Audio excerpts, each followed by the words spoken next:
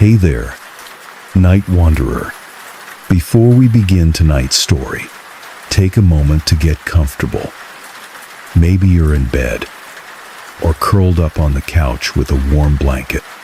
Wherever you are, let the rain outside soothe your thoughts and slow your breath. If you enjoy this quiet corner of the internet, feel free to like the video, and I'd love to know. What time are you listening to this? Drop it in the comments. Are you an early dreamer or a true midnight soul? All right, close your eyes, settle in, and let the story begin. It rains often in Grayer Lake. Not a storm, never a storm, just a persistent, steady fall like the clouds are weeping softly, eternally. That was the first thing I noticed when I arrived here, 2 weeks after I quit my job and packed my life into the back of my car. The lake isn't on any major map, at least not the kind people use. You have to know it's there. I found it by chance, or maybe, as I've come to wonder lately, it found me. I was halfway through nowhere, driving north along state roads that twisted through pine and fog, when I saw a wooden sign cracked with time. It simply said, Grayer Lake, 6 miles, and something about it felt warm, like a hand reaching out. That was a month ago. I came here to disappear, to stop hearing the buzzing of office lights and polite apologies. I was tired of my own name being mispronounced in meetings by people who didn't care to get it right. Tired of watching my ideas get adopted only after someone else repeated them louder. But mostly, I was tired of the noise, the kind that builds up inside you when every little thing is too much and nothing seems real anymore. My cousin left me the cabin after he passed. I hadn't spoken to him in years, but I remembered the way he smelled of pipe smoke and pine sap when I was a child. He was always quiet, and now I understand why. The cabin sits on the south bank of the lake, tucked behind a line of spruce and old birch. The road ends half a mile before it, so I had to carry everything in. It looked exactly like I expected: slanted roof, wrap-around porch, dust on every windowsill. The air smelled like wet wood and iron. Rain tapped gently against the shingles.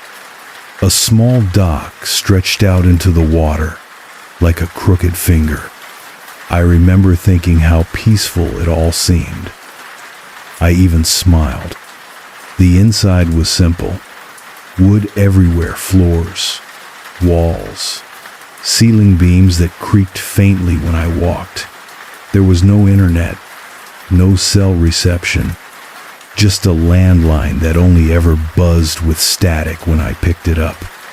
A wood stove in the corner, a narrow bed under the loft, and an old radio, the kind with a turn dial and worn-out knobs. I unpacked my things slowly. There was no rush here. I told myself I'd write, or read, or maybe just sit in silence for once. Let the tension bleed out of me, like the color had drained from my dreams. The first night, I fell asleep to the sound of the rain and the creaking of wood. No cars, no humming electronics, just the sound of the lake outside, soft and distant, like it was breathing. The days bled into each other, like watercolor on damp paper. Mornings were always gray. I'd sit on the porch with a blanket wrapped around my shoulders, mug of lukewarm coffee in hand, and watch the mist shift over the lake's surface. Sometimes I'd hear loons in the distance, but never saw them. The fog never lifted fully. It hung there, patient, as if it had been waiting for years. I started walking in the afternoon's short hikes into the forest behind the cabin. There were trails, barely visible, lined with moss and branches that seemed just a little too deliberate in how they bent across the path. I chalked it up to wind or time, but something about the stillness unsettled me. No bird song, no rustling in the underbrush, just the sound of my boots pressing into damp leaves and the low whisper of drizzle through the canopy. There was one afternoon, maybe 5 days in, when I stopped mid-step. I had heard something, not a sound exactly, but the absence of one. My footsteps no longer echoed. At first, I thought maybe it was the soft ground or the density of the trees, but it wasn't just my steps. When I cleared my throat, it vanished into the air without return. Even my own breathing felt muffled, like someone had laid wool over my ears. I hurried back that day. Inside, everything felt normal, or close to it. The wood stove crackled. The windows fogged up from the warmth. I made soup from a can and sat near the fireplace with a book I never quite focused on. The radio had started picking up faint signals, just static at first, then a crackle of voices that faded before I could catch more than a syllable. I turned the dial slowly one night and caught a fragment. "Don't go to the water after." It cut off so sharply I almost thought I imagined it.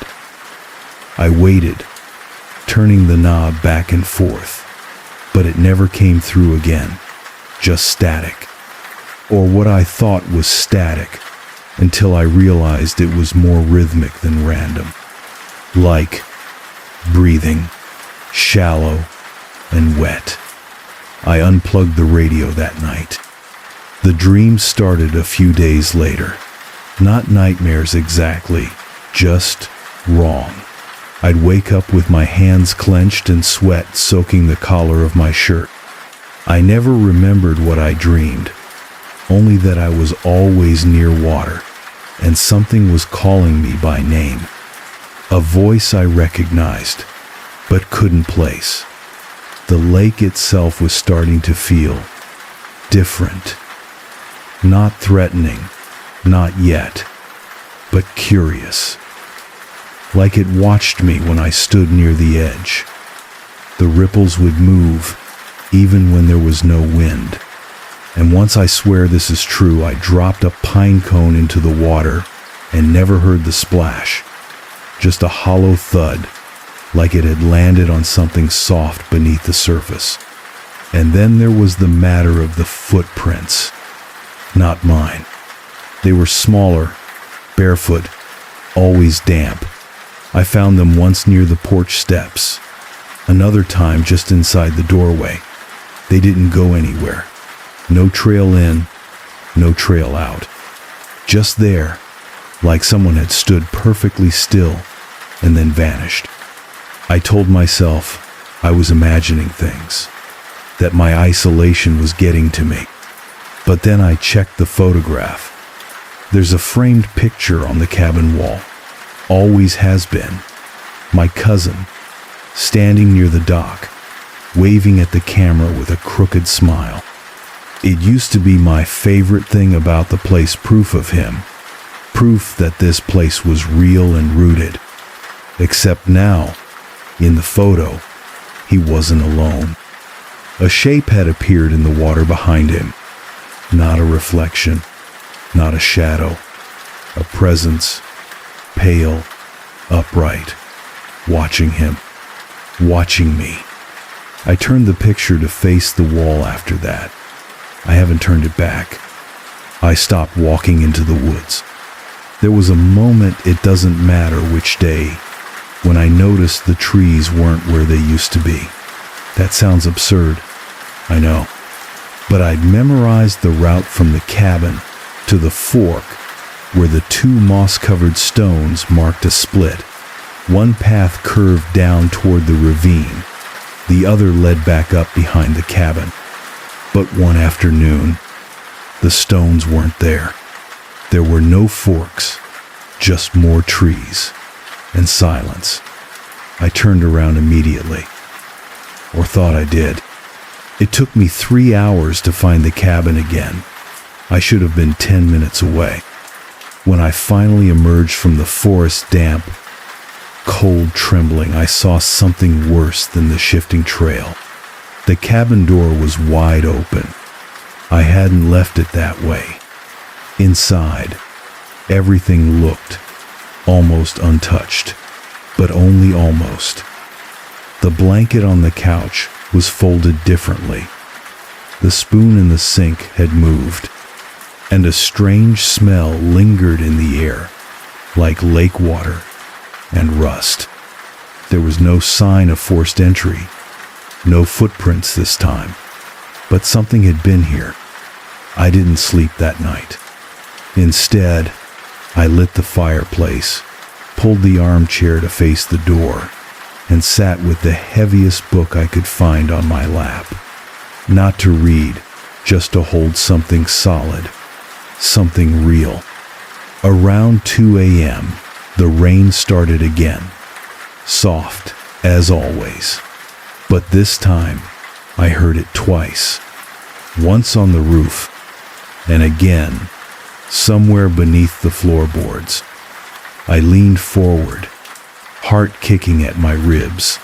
The rain below sounded slower, like it was mimicking the rhythm, but not quite getting it right.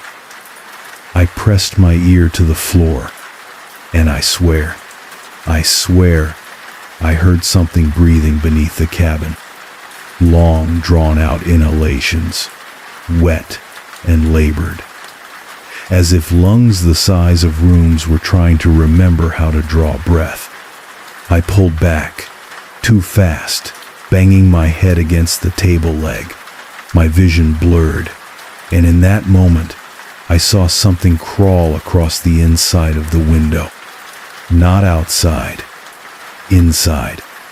A pale, elongated hand dragged its fingers slowly across the glass, leaving no mark, just fog, and then it was gone. I didn't see it again, not with my eyes, but it started appearing in my dreams, always standing waist deep in the lake, facing away from me, motionless, until I called out, and then slowly, achingly, it would begin to turn. But I always woke up before I saw its face. One night, I woke to find myself standing at the edge of the dock. No coat, barefoot, the water lapping silently at the wood. I had no memory of leaving the bed. The moon reflected in the lake was missing a blank space in the ripple, and the reflection of the cabin windows weren't mine. There were figures standing inside, watching me. The next morning, I tried to leave. I packed what little I had and drove the dirt road back to the highway, but it didn't appear. I drove for 2 hours through thick trees and unchanging scenery. Eventually, the road curved and brought me back to the same rotted wooden sign I'd passed on my first day. Grayer Lake, 6 miles. I turned off the engine and screamed into the empty car until my throat gave out. That was when I noticed my gas tank hadn't dropped, and the time on my phone still said 8 a.m., the same as when I started the drive. It never changed. Back at the cabin, the radio was plugged in again. I don't remember doing it. This time, there was no static, just music. A gentle, off-key lullaby played on some warped instrument I couldn't identify. It made my teeth ache. I unplugged it again, wrapped it in a blanket, and buried it behind the woodshed. That night, it played from under the floorboards. I'm not sure what's happening to me anymore. Sometimes I wake up and the cabin is facing the wrong way. The lake is on the other side. The dock is missing. The air smells like something dead. Sometimes I see someone else in the mirror, not different, exactly, but older, worn out, like I've been here longer than I remember. And sometimes, just before sleep takes me, I feel water pooling around my feet, inside the bed, and I don't move, because I'm afraid if I open my eyes, I'll see what the lake has been trying to show me all along, that I was never alone here, and maybe I never was me. It happened just before dawn, if dawn still meant anything here. The air was heavy, not just with rain, but with something else. A pressure I could feel in my teeth. My dreams had stopped entirely, replaced by blank sleep, like black silk over my eyes. No motion, no thought, only that same persistent sound beneath the floorboards, water, whispering. I hadn't looked in the mirror in 2 days, but that morning I did, and I saw someone watching me. Not a figure behind me. No, the reflection itself, it didn't blink when I did. It didn't frown when I frowned. Its face stayed still, watching me with the calm curiosity of a stranger. Then, after several seconds, it began to smile. I stepped back, knocking over the basin behind me, but the glass showed nothing now, just a tired face, wild-eyed and unwashed. My own, probably. That was when I found the trap door. I'd never noticed it before, but the rug under the fireplace had shifted slightly enough for one rusted metal ring to peek out from the warped floorboards. I pulled it open, expecting dust or maybe an old cellar, but there were steps and water dripping and the faint sound of the radio lullaby, but backwards. I brought a flashlight and descended. The air grew colder with each step, but not the kind of cold that touches your skin. It sank into me, like the marrow in my bones was freezing. The stairs led to a narrow tunnel, carved directly into the earth. Stone walls, damp and breathing. They pulsed slightly, as if inhaling behind my back. I kept going. I had to. At the end of the passage was a wooden door, swollen with moisture. It opened without effort. Inside was a chamber impossible in size, far too large to exist beneath the cabin. The floor was a sheet of still water, mirror flat, stretching out into darkness. And rising from that surface, evenly spaced, were dozens of wooden posts, some empty, some with figures standing silently atop them. Their skin glistened with lake water, their heads bowed, all facing inward. They didn't move, but I recognized them. The woman who ran the general store, the ranger who'd waved to me on my second day, the boy I saw fishing in the fog long ago, even my cousin, all of them, still and soaked, standing vigil in that impossible room beneath the cabin. And in the center, a post stood empty, waiting. I stumbled backward, but my foot sank into the water, and I felt it not cold, not wet. It felt like memory, like hands on my shoulder from years ago, like a song my mother used to hum when I was sick, like every true thing I thought I'd forgotten. And beneath it all, a voice, not spoken, felt. You are not the first. You came willingly. You remembered what you were made of. I dropped the flashlight. It didn't fall into the water. It floated in midair, suspended just above the surface, still casting its beam forward. The reflection it threw onto the far wall wasn't mine. It was the reflection of someone kneeling, then slowly standing. A figure emerged from the far edge of the water, pale, thin, not bloated like something drowned, but clean and unfinished, like something not yet named. Its eyes were hollow, but aware. It mirrored my movements. When I stepped back, so did it. When I raised my hand, it did too, half a beat slower, like it was learning. And then it spoke, with my voice. But it didn't speak words. It spoke moments. The memory of being 10 years old and hiding in a closet during a storm. The guilt of not calling my father before he passed. The shame of smiling when I finally quit. All of it, all at once, like a flood behind my eyes. I fell to my knees. And that's when I saw the walls weren't made of stone. They were made of mirrors. Each one showed me a version of myself.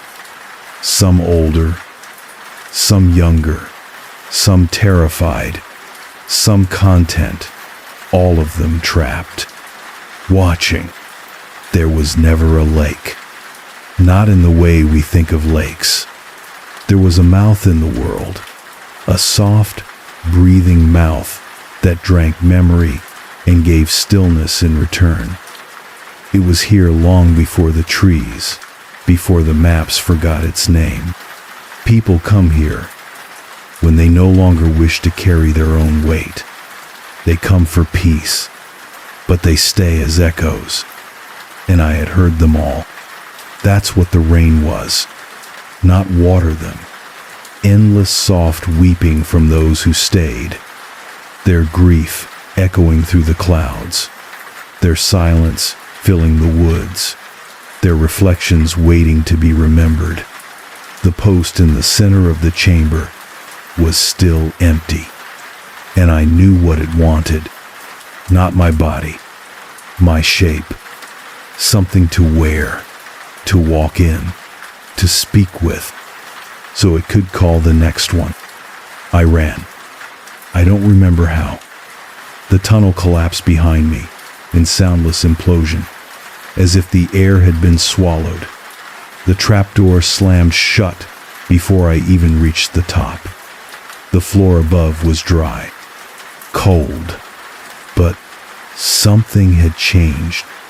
The picture on the wall was back, and I was in it now, standing next to my cousin, waving. It's raining again today. Not that it ever really stopped, but there's something softer about it now, less like weather, more like memory. I've stopped checking the calendar. The pages curled away weeks ago, damp and thin like old petals. The radio plays on its own again. I don't try to bury it anymore. It hums softly in the corner, replaying the lullaby, not backwards now, not warped, just slow, familiar. I recognize it. My mother used to hum it when I had fevers as a child. I asked her once where she learned it, and she said, "I think I brought it with me." I didn't understand then. I do now. The lake is quieter these days. Still, yes, always still, but the unease is gone. Or maybe I've just become part of it. I still see the ripples sometimes, even when there's no wind. Sometimes I whisper to them, and sometimes they whisper back. I don't leave the cabin anymore. Not because I'm afraid, because I've accepted it. There is a kind of peace in being forgotten, a weight that lifts when you finally stop reaching for explanations. I used to fear what was beneath the surface. Now I know it's everything I've tried to leave behind, and everything that gently waited for me to stop running. I think this place is old, older than any map or memory. It doesn't want to hurt anyone. It just wants to be remembered, to have a voice. And so it borrows one. Mine.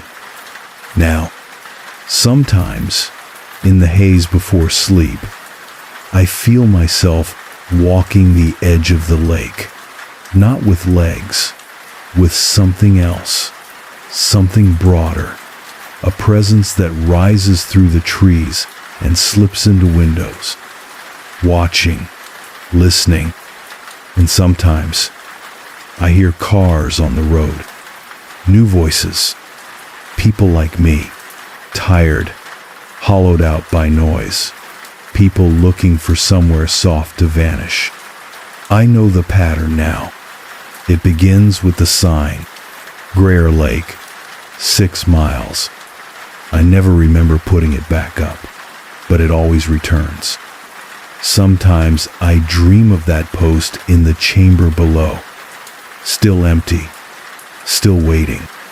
But when I wake, I feel my own weight in the bed, my breath, my pulse, and I tell myself, you're still here, but mirrors don't lie, not here.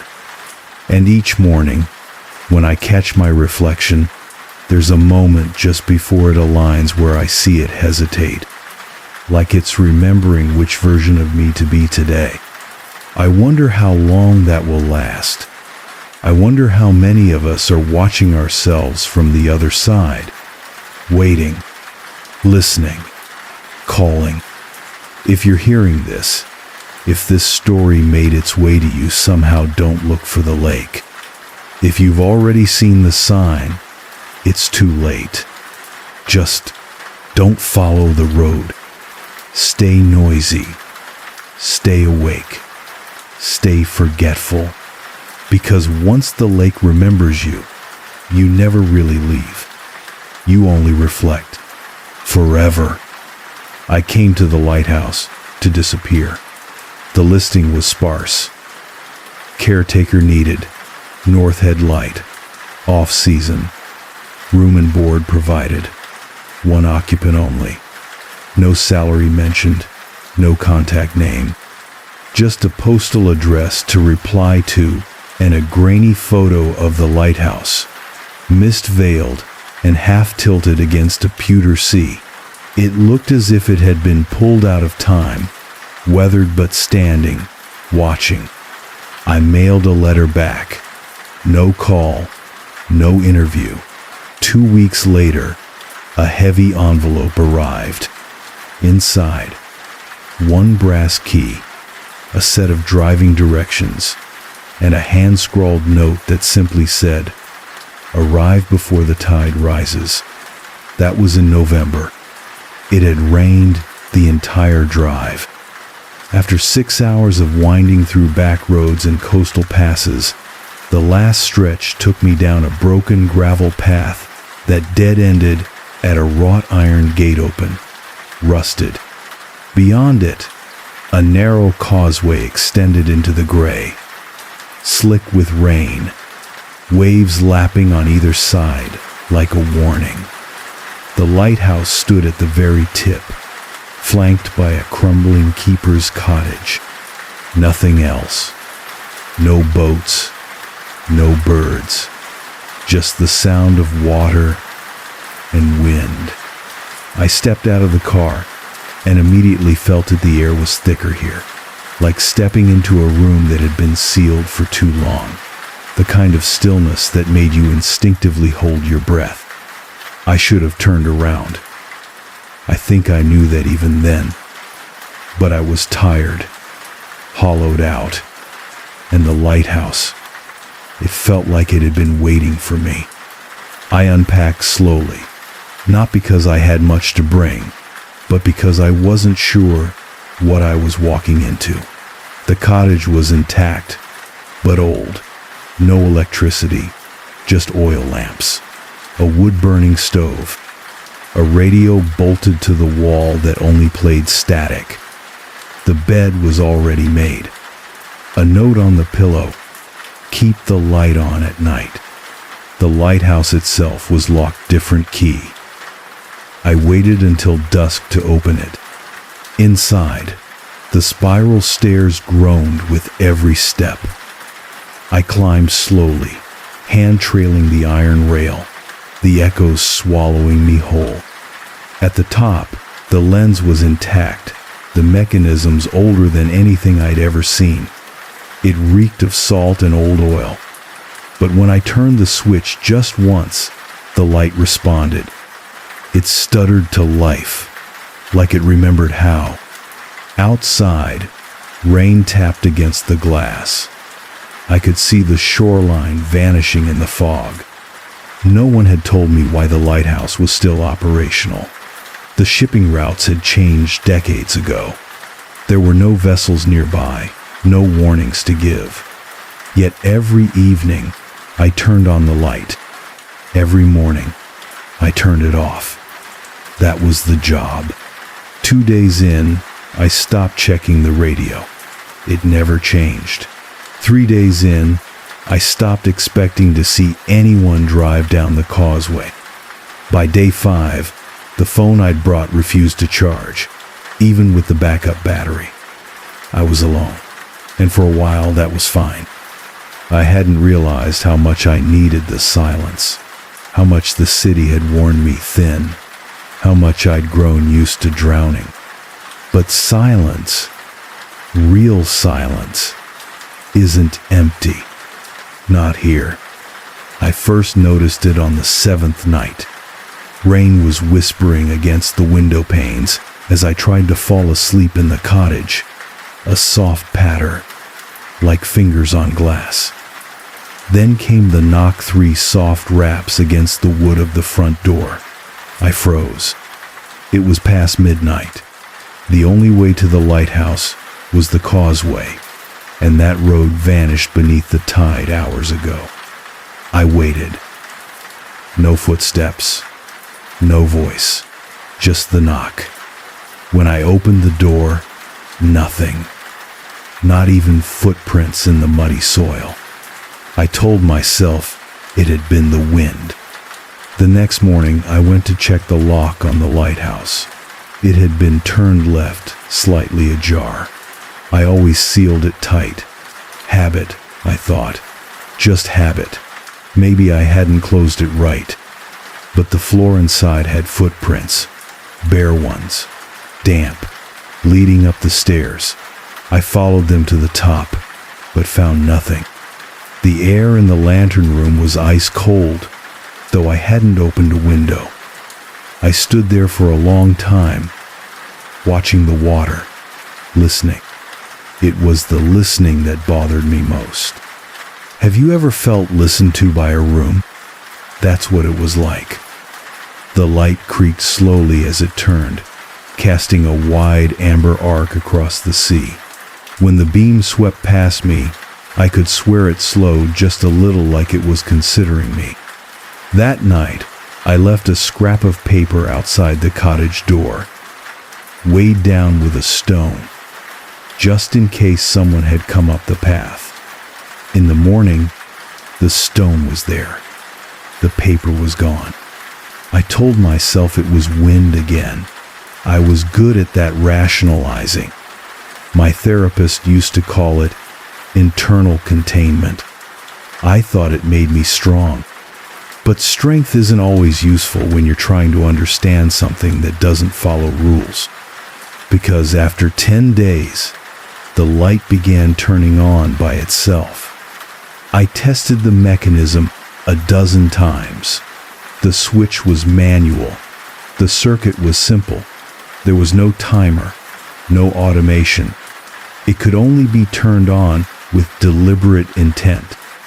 But each evening, as the fog rolled in and the rain resumed its soft rhythm, I would find the beam already sweeping.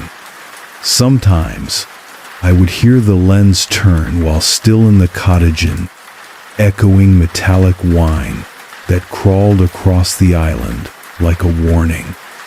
I started locking the tower each day, double-checking the latch.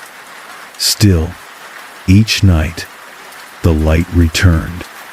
And then there were the voices. It began with murmurs. At first I thought they came from the radio, just static taking shape.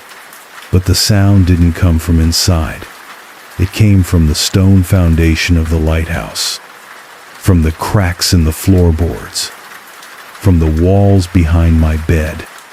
They weren't voices I recognized, but they spoke with familiarity intonation that mimicked people I once knew. Sometimes they would whisper my name. Once, late at night, I heard my mother's voice reciting a lullaby she hadn't sung since I was a child. I pressed my ear to the wall, and it stopped. In the morning, I found that same lullaby written in the condensation on the lantern glass, backwards as if written from the inside. I stopped sleeping much after that. The rain never let up. The tide seemed to rise earlier each day, cutting me off from the mainland longer and longer. On the third week, the sea swallowed the causeway entirely, and for 3 days I saw no shore, just water. It was around this time the dreams began. In them, I was never inside the cottage, always outside, wandering the island in fog so thick I could barely see my hands. The lighthouse pulsed like a heartbeat in the distance, and there were figures tall and thin standing along the waterline, unmoving, not watching me exactly, listening. One had a mouth, but no face. Another wore my coat. Each morning I woke up with wet feet. Once I found seaweed tangled in my sheets. I began to question whether I'd ever left the tower at all. It came to a head one night in early December. I had gone to the top of the lighthouse to turn off the beam, determined to reclaim some control. As I reached the final steps, I heard someone whisper behind me, "Stay in the light." I spun. No one. But the lenset had stopped turning, frozen. The light now cast a fixed beam out into the ocean, as if pointing at something specific. I stepped up to the glass and peered through the mist. Out on the water, far in the distance, something tall was rising. At first, I thought it was a ship's mast, half submerged, but it grew taller, then wider, a silhouette like a man carved from the sea, walking toward me, but never coming closer. Not physically, just becoming more real. Behind me, the tower groaned. The glass in the lantern room began to fog over from the inside, words appearing one by one, repeating a phrase. It hears you. Every wall, every pane, every surface writing. The same sentence scrawled again and again. Then, in the reflection, I saw myself blink, but I hadn't. My reflection was moving independently. It smiled, tilted its head, and then turned and walked away while I still stood frozen. When I ran back down the stairs, the spiral stretched. The descent took minutes, then an hour, then longer. Steps repeating, landing never coming. The tower had changed. I screamed. My own voice echoed back, delayed as if someone were trying to remember how it sounded. I stopped running, and the lighthouse stopped, too. I don't remember how I got out. I woke on the beach below, soaked and cold. The causeway was visible again. My car, parked and waiting, though I hadn't seen it in days, the key still in my pocket. My reflection normal in the window, though I didn't trust it. As I turned to look back, the lighthouse blinked once more, not as warning, as acknowledgement. It knew me now. I made it off the island, before the tide closed again. I drove without stopping for hours, until the ocean was long behind me. I didn't check into a hotel. I didn't call anyone. I just parked in a rest stop and stared at the rain on the windshield, waiting for the silence. But silence is different now. It bends at the edges, hums like breath in a hollow throat. Even now, when it rains, I hear it again, the faint creak of a turning lens, the static murmur of my name just outside the window. Sometimes I dream of the island, but the dream doesn't end when I wake. The light still turns. I know that. I feel it in my bones. I don't think I escaped. I think I was released. And I think the lighthouse is still listening for someone else now. If you ever find yourself driving through fog toward a job that feels too easy, a place that's too quiet, don't stop. Don't unpack. Because some buildings aren't built to shelter you. They're built to learn you. And once they do, they never forget the sound of your footsteps in the dark. I never expected to return to Wren Hollow. It had been 20 years since I'd last seen the crooked chimney and moss-covered stonework of my family's old house. Back then, I was just a child small, curious, and terrified of the shadows that pooled at the base of the staircase. We moved away not long after my 8th birthday, and the house sat empty ever since. No renters, no buyers, just the wind and the rain for company. Now, I find myself here again, not because I wanted to be, but because life has a cruel way of narrowing your options. I had nothing left in the city. After the layoff, my savings dissolved quickly. The apartment lease expired. And when my partner walked out taking half of what little we still shared, it was like someone had switched off all the lights in my life at once. Silence became a second skin. I stopped answering phone calls. I stopped making plans. I drifted. That's when the letter arrived. It was handwritten in brittle cursive, as though the paper itself came from another time. My mother's name inked across the top, but she'd been dead for over 10 years. The return address was Wren Hollow. No one should have been sending me mail from there. I opened it on the floor of my empty apartment, the dim light from a single lamp casting long, tired shadows. It wasn't long, just a few lines. You're still its keeper, if you choose to return. There's food in the cellar. The roof leaks near the west window. You'll remember the rest. M. There was no signature, no envelope, just the folded page slid under my door while I wasn't looking. It should have unsettled me, but all I felt was numb. The next morning, I left the city without telling anyone. I packed what little I had into my old car and drove north through the rolling fog. Every hour farther from the city felt like peeling off another layer of skin I didn't need anymore. It was raining when I arrived, the kind of soft, steady drizzle that blankets the air in silver.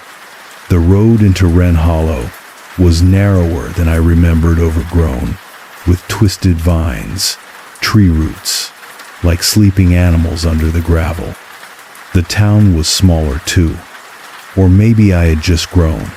A few boarded shops, a rusted bell hanging above what used to be a general store. No people in sight. I didn't stop. The road curved, then dipped. I drove past the skeletal remains of what must have been the schoolhouse. Then came the bend in the hill, and there it was, the house. It sat at the edge of the hollow like something half asleep. Sloped roof, graying stone, shutters barely clinging to their hinges. Ivy choked the porch columns. The windows were dark, but it was still standing, still waiting. I parked under the old oak, its branches clawing at the sky. The moment I stepped out, the rain seemed to hush, as if listening. The front door was unlocked. Inside, the air was damp and old, like forgotten paper and wet wool. The wood groaned beneath my feet. Dust clung to every surface, soft as ash, and yet it didn't smell abandoned. It smelled lived in, somehow, like someone had just left the room. I walked through each floor without turning on a single light. The power was still on. The switch in the hallway hummed faintly when I passed it. I didn't flip it. Darkness felt more honest. The kitchen looked the same, except for the mold in the sink. Upstairs, my childhood room was untouched except the bed was made, and the window had been opened just a crack, enough to let the rain's breath in. I didn't question it. I moved through the house like a ghost, retracing its death. Every step felt familiar and strange at once. The wallpaper peeled like old skin. The mirrors were darker than they should be. But the house was whole. I should have been afraid, but I wasn't. That night, I slept in the attic room. I don't know why. Maybe because it was the farthest from the front door. Maybe because it was the coldest. Maybe because some part of me already knew I wouldn't be leaving for a while. The rain didn't stop. It whispered against the windows all night long. And just before sleep took me, I thought I heard something breathing beneath the floorboards. The rain never stopped. By the third day, it had become a rhythm, not something outside me, but something inside, like a second pulse. It pattered against the attic windows with steady insistence, a presence as much as a sound. I found myself listening to it more often than not, as though it might say something if I paid close enough attention. The house creaked constantly, but never the way old houses usually do. These weren't random groans of settling wood. They came at intervals, soft thuds in the hallway, one after the other, like footsteps timed to a breath I couldn't hear. I tried not to dwell on it. Instead, I kept myself busy during the day. I explored the house, room by room. There were more rooms than I remembered. That sounds absurd, I know. But I could have sworn there were only 3 bedrooms. Now there were 4, and a narrow door at the end of the second-floor hallway that I didn't recall ever seeing as a child. I opened it on the 5th morning. It revealed a cramped study, lined wall to wall with books that smelled of mildew and damp parchment. Dust clung to their spines in thick layers, yet the desk beneath the window was clean, recently wiped. A single chair set pushed in, neatly aligned. There was no lamp, just the light from the gray sky pressing in through the glass. The books were strange, not just old, unfamiliar, bound in fabric, some stitched with symbols I couldn't read. No titles, no authors. Inside, many were written in a looping script, not quite English, but close. Some pages were empty. Others had diagrams that looked like rooms drawn from above, but wrong windows in impossible places, staircases that circled in on themselves. I told myself it was just some eccentric ancestor's collection. Maybe grandfather, maybe his father before that. I couldn't remember who had lived here before us.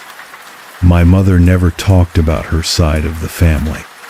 Still, the door to that room never creaked when opened, never resisted. It was always ready. At night, the house changed. Not visibly. The walls stayed where they were. The furniture didn't move. But the feeling of the place shifted, like someone had poured something colder into the air. A stillness would descend just after sunset, thick and breathless. I found myself whispering without knowing why. Sometimes I'd wake in the early hours, always at the same time. 3:11 a.m. heart racing, eyes wide open before I'd even stirred, as if something had been watching me in my sleep and decided to step back the moment I woke. I never caught it, but I could feel it. The way you feel a hand pulling back from your shoulder before you turn around. One night, I left a cup of tea on the windowsill before going to bed. When I woke, it was gone. The cup returned 2 days later, placed neatly at the top of the stairs. I tried to laugh it off, to rationalize. I told myself I had misplaced it, or sleepwalked. But the laughter died in my throat when I noticed something else. The cup had been washed. The cellar became a place I avoided. Even though the note, the one that brought me here, mentioned food being stored there, I never felt comfortable opening that door beneath the kitchen stairs. It was heavy, too heavy for its size. The knob was always damp, even when everything else in the kitchen was dry. On the 6th night, I thought I heard something coming up from beneath it. Not movement, not scratching, but breathing, wet and slow. That was the same night I found the photograph. It had been slipped under the attic door while I slept, not slid from inside the room, but from the hallway. I woke to find it lying just inches from my mattress. I picked it up with shaking hands. It was a black and white photo, old but in good condition. It showed the front of the house, this house, and 5 people standing on the porch. I recognized my mother, though she looked much younger. My grandfather, too, but the other 3, I had no idea who they were. Their faces were off, not blurred, not damaged, just wrong. Their features didn't quite sit right on their skulls, as if someone had tried to draw human expressions from memory and failed in tiny, unsettling ways. Their smiles were a little too wide, their eyes too flat, their postures too symmetrical. The back of the photo had a single line in the same delicate handwriting as the note that brought me here. Only the house remembers all its guests. I didn't sleep after that. Instead, I sat by the attic window and watched the trees in the distance shift and sway. The rain was heavier that night, loud enough to drown out the heartbeat in my ears. I could have sworn I saw a light moving between the trees. Not a flashlight, something duller, pulsing, like a lantern carried in slow circles. I stayed still until dawn, and even then, the feeling didn't go away. By the end of the first week, I started losing time. I'd go downstairs to make coffee and find an empty mug already sitting on the counter.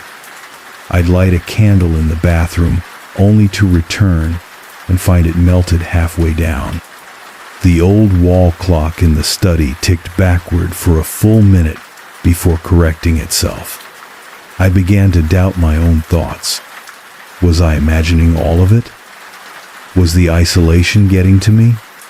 The silence in the house was constant, not peaceful silence, but expectant, like holding your breath too long, like waiting for something to begin. And yet, I stayed. Maybe because I had nowhere else to go. Or maybe, just maybe, Some part of me wanted to know what the house was waiting for. I started keeping notes in a journal I found in the study. Most of the pages were torn out, but enough remained to write. My entries were scattered. Observations, sounds, weather, a list of things I'd misplaced, things I'd found. A single sentence kept appearing, even when I didn't remember writing it. The house is learning me. By the 10th day, the mirrors no longer showed my reflection at night. Only the room behind me, but never me. I don't know how many days have passed. Time has become soft here like damp paper, easily smudged. The wall clock ticks steadily now, but never the same hour twice. I keep glancing at my phone out of habit, only to remember I let the battery die a week ago. Or was it longer? The charger is gone anyway. One morning I checked the kitchen drawer where I knew I kept it, and instead found a spoon bent into a perfect spiral. I've stopped trying to explain things to myself. There's a strange peace in that surrender. It began when I discovered the hallway that didn't exist before. It was early, maybe dawn, maybe earlier, and I'd gone downstairs for water. The rain was lighter that morning, misting rather than falling. The windows were fogged from the inside, like the house was breathing against the glass. As I walked past the sitting room, I noticed something strange. The wall was deeper, not visibly, but spatially. The distance between the bookcase and the kitchen entryway felt longer, as if the house had taken a breath and stretched. And there, where a coat rack used to stand, was a narrow hallway I had never seen before. It was only about 20 feet long, lined with peeling wallpaper and 2 doors, both closed. The hallway didn't appear again in daylight. I tried to find it later, retracing every step, pressing every wall, but it was gone. Just a blank surface where it had been. That night, it returned. Same length, same 2 doors. The first door opened easily. A small room, bare wooden floor, single chair in the corner, and a painting on the wall. The painting was of the hallway itself, but in the painting, the second door was open. I stared at it for a long time. The second door in the real hallway remained locked. I tried the handle every night for 3 nights. It never budged. On the 4th night, the painting changed. Now it showed a figure standing in the hallway, facing the second door. No face, just a dark outline, human-shaped, thin, waiting. I stopped going down that hallway. The attic room, where I still slept, had begun to change too, subtly. I woke one morning and found the window facing the wrong direction. It had always looked out over the grove behind the house, where the trees swayed like slow dancers. But now, it overlooked the front porch. I told myself I was misremembering, that I'd simply confused east with west. But when I stepped outside to confirm, the attic window wasn't there. It was gone, as though the house had smoothed over that piece of itself, like skin healing a wound. There were whispers, too. Not voices, not quite. More like layers of breath, folded into one another. Sometimes just outside the door, sometimes beneath the bed. They never said anything I could understand, but they carried rhythm, intention, like the beginning of a language I didn't know I could speak. Then came the dreams. I dreamt of walls that pulsed like lungs, of ceilings that wept, of narrow stairwells lined with mirrors that reflected not my image, but other rooms, places I'd never seen, yet knew belonged to the house. One dream showed me the cellar door wide open, the stairs descending endlessly into water. When I woke, my feet were wet, and the journal, the one I'd been using to keep notes, had changed. Not all at once, but over time. Pages I hadn't written on now bore lines of text, sometimes in my handwriting, sometimes not, the ink always fresh. I once found a page folded into the center with a diagram of the house, but the layout was wrong. Rooms looped, staircases doubled back. There were rooms underground. A notation read, "Root chamber, only in rain." I've never found that room, not while awake. One evening, I tried to leave. It wasn't a decision, just a sudden need, like the final gasp of someone realizing they've been drowning. I threw a bag together and bolted to the car. I didn't even lock the door behind me. The rain came harder the moment I stepped onto the porch, a slamming wall of water that soaked through my jacket in seconds. The car wouldn't start. Not a click, not a flicker of dashboard light, just silence. I tried to scream. I think I did. But the sound felt muffled, like the air itself was too dense for my voice to travel. When I turned back toward the house, the porch light was on.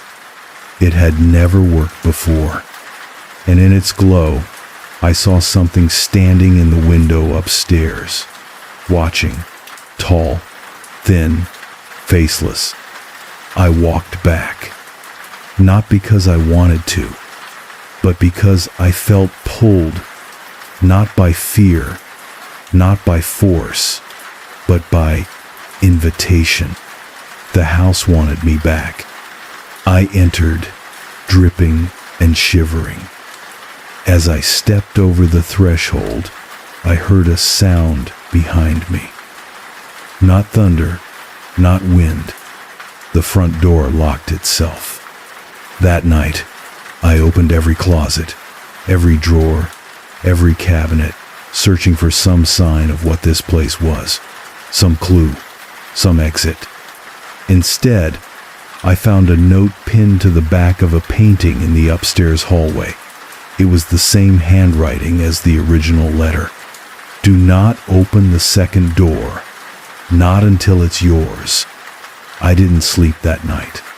Instead, I sat in the attic, watching the space where the window used to be, trying to remember what direction the trees once grew. The house has begun speaking more clearly now, not with words, but with arrangement. Chairs I don't remember moving face corners that weren't there yesterday. The old radio in the kitchen sometimes switches on by itself and plays static that almost becomes melody. One morning I woke up to find a trail of dried leaves laid across the stairs, perfectly spaced, each leaf folded in half. They led to the cellar door. I didn't follow them. Not yet, but I will, because the house is teaching me its language, one room at a time, and soon, I think, it will ask me to speak back. I opened the second door on the 12th night. I don't remember deciding to do it. I only remember standing in front of it, the brass knob cool beneath my fingertips, the wallpaper around it torn in a perfect circle, like something had coiled there for a long time. The hallway appeared again just after midnight. The painting on the wall, which had once shown the hallway itself, was now blank. A smear of gray, a space awaiting something. There was no sound. When the door opened, it swung inward easily, like it had always been meant to. The room beyond was not a room. It was a corridor long, narrow, made of stone that dripped with condensation. The air was thick and warm, like breath exhaled from lungs too old to speak. I stepped inside without hesitation. The door closed behind me. I didn't try to open it again. The walls pulsed as I walked, not visibly, but rhythmically. I felt it in the soles of my feet, a low internal thrum that resonated like a distant heart. I lost track of time in that tunnel. There were no turns, no lights, no sounds except my own footsteps, muffled by the wet ground. At one point, I stopped and touched the wall. It was damp, and beneath the dampness, I felt something move, slowly, like the twitch of muscle just under skin. The passage ended without warning. One moment I was walking, the next, I stood in a vast, circular chamber. The ceiling was impossibly high, fading into shadow. The floor was smooth, black stone, glistening like oil. In the center stood a single chair. It faced a mirror. I approached it slowly, drawn forward like a dream pulls you past logic. The mirror was large, taller than me, framed in a dark metal that seemed to hum faintly. But it wasn't my reflection that waited there. It was the house. I don't know how else to describe it. I saw rooms in the mirror, not all at once, but shifting, bleeding into one another like wet ink. The attic, the kitchen, the study, the hallway, the cellar stairs. But they were different. Empty, old. Each one flickered like memory. And in every room, someone stood where I had once stood. Different people, different times. A woman in a dress that belonged to another century. A child holding a candle. An old man with sunken eyes. All of them watched something in the mirror. All of them alone. And then I saw myself. But not as I was. This version of me looked worn, hollow, like time had passed differently in the reflection. My eyes were darker, my skin pale. I reached toward the mirror, and the reflection smiled. I stepped back, and as I did, I saw something else. Behind me, in the mirror, a figure, tall, thin, its body blurred, shifting like mist under glass. It stood just behind my shoulder, but when I turned, there was nothing, only the cold air. I ran. The tunnel did not end where it had begun. I emerged into a part of the house I had never seen, a stairwell spiraling downward, lined with photographs that changed every time I blinked. My own face began to appear among them. At first, in the background, a reflection in a window, a blurred silhouette. Then, in the center, smiling, always smiling. The deeper I descended, the more the walls began to breathe. The wallpaper moved subtly, as though stirred by an invisible wind. The lights overhead, flickering bulbs in glass cages, pulsed in time with my heartbeat. At the bottom of the stairs, I found the root chamber, just as the journal had described. It was not made of wood or stone. It was made of roots, thick, twisted tendrils that crawled down from the ceiling, pulsing with slow light, like veins carrying memory instead of blood. In the center of the chamber stood a basin filled with black water, and above it, suspended in the air, was the same faceless figure I had seen in the attic window. No features, just shape, suggestion. It did not speak, but I understood. The house was alive. Not in the way we understand living things, not with organs or breath or thoughts, but with memory, with purpose, with roles. It kept those who entered. It watched them, learned them, and in time, it became them. Each guest was another room added, another rhythm, another voice in the rain. It had no master, no God. It simply was a cycle, an old, patient engine of identity, and I had stepped into its machinery.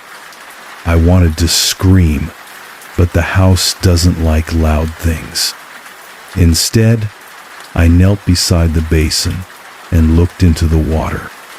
I saw the woman from the photograph, the one who stood beside my mother on the porch, her face stretched too wide.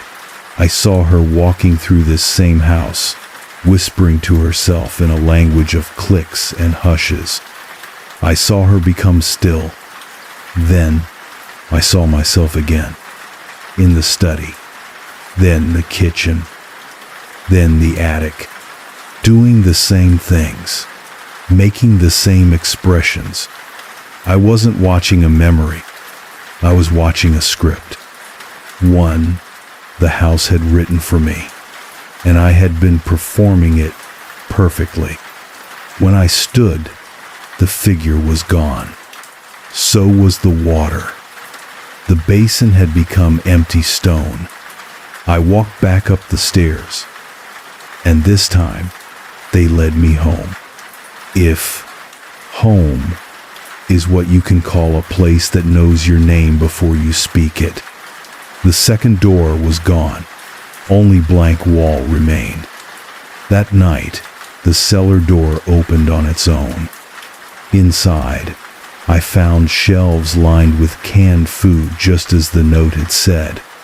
But behind them was another door, smaller, carved into the stone. And on it, scratched with what looked like fingernails, was a single word: stay. The cellar door stayed open for 3 nights. I didn't go back down right away.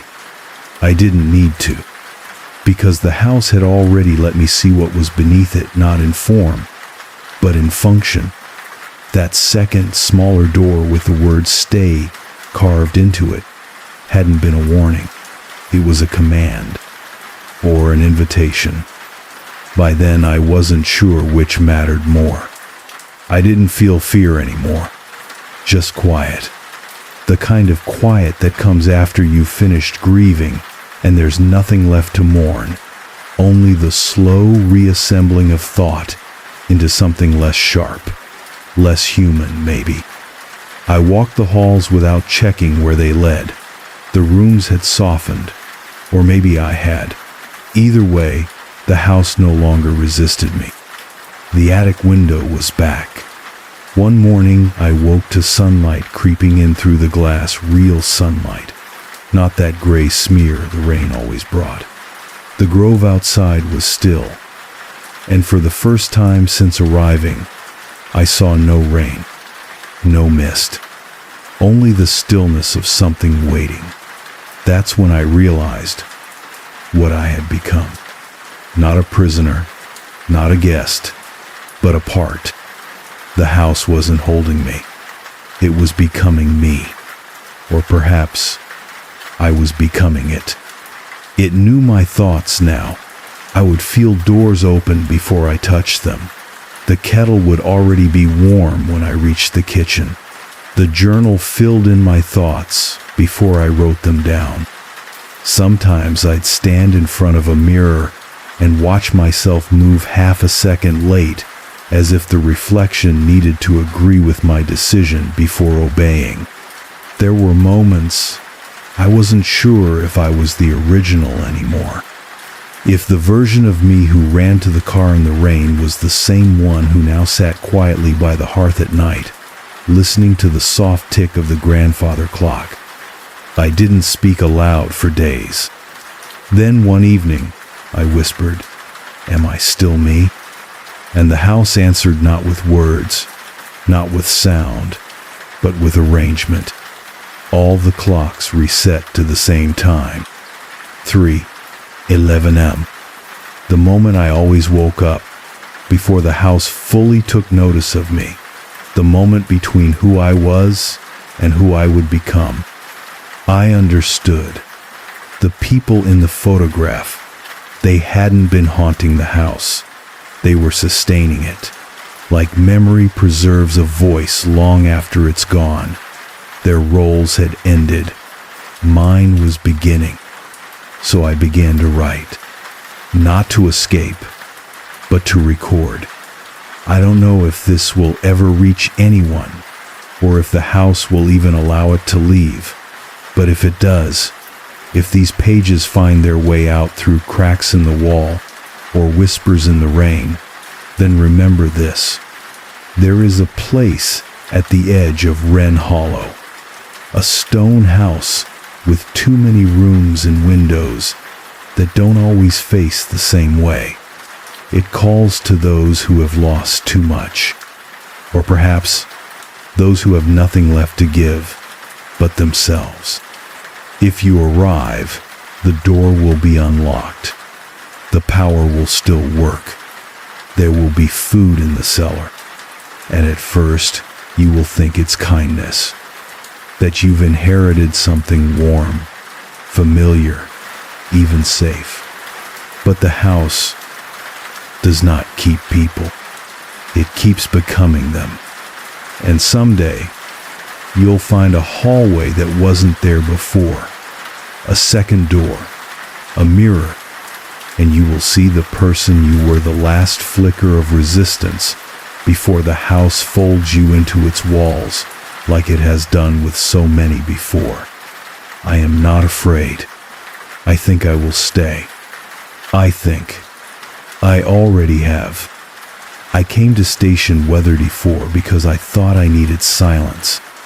Not peace, not clarity, just the kind of silence that made everything else fade to gray. The kind of silence that doesn't ask questions, that lets you forget the sound of your own name. 3 months earlier, my sister had died. A car accident. The kind you see on late-night news recaps, sandwiched between weather updates and stock numbers. Nothing dramatic. Just a miscalculated turn in the rain. No one to blame. No one left to be angry at. Not even herself. And yet I couldn't let it go. We hadn't spoken in 2 years. Not since the last fight stupid, sharp-edged things said over the phone in exhausted tones. I don't even remember what started it. Only how it ended. Me hanging up. Her never calling back. A gap that stretched and stretched until it became permanent.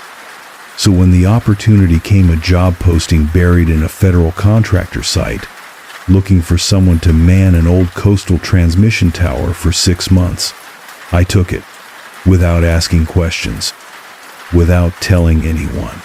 I signed the NDA, passed the background check, boarded a small boat, let the fog swallow me whole.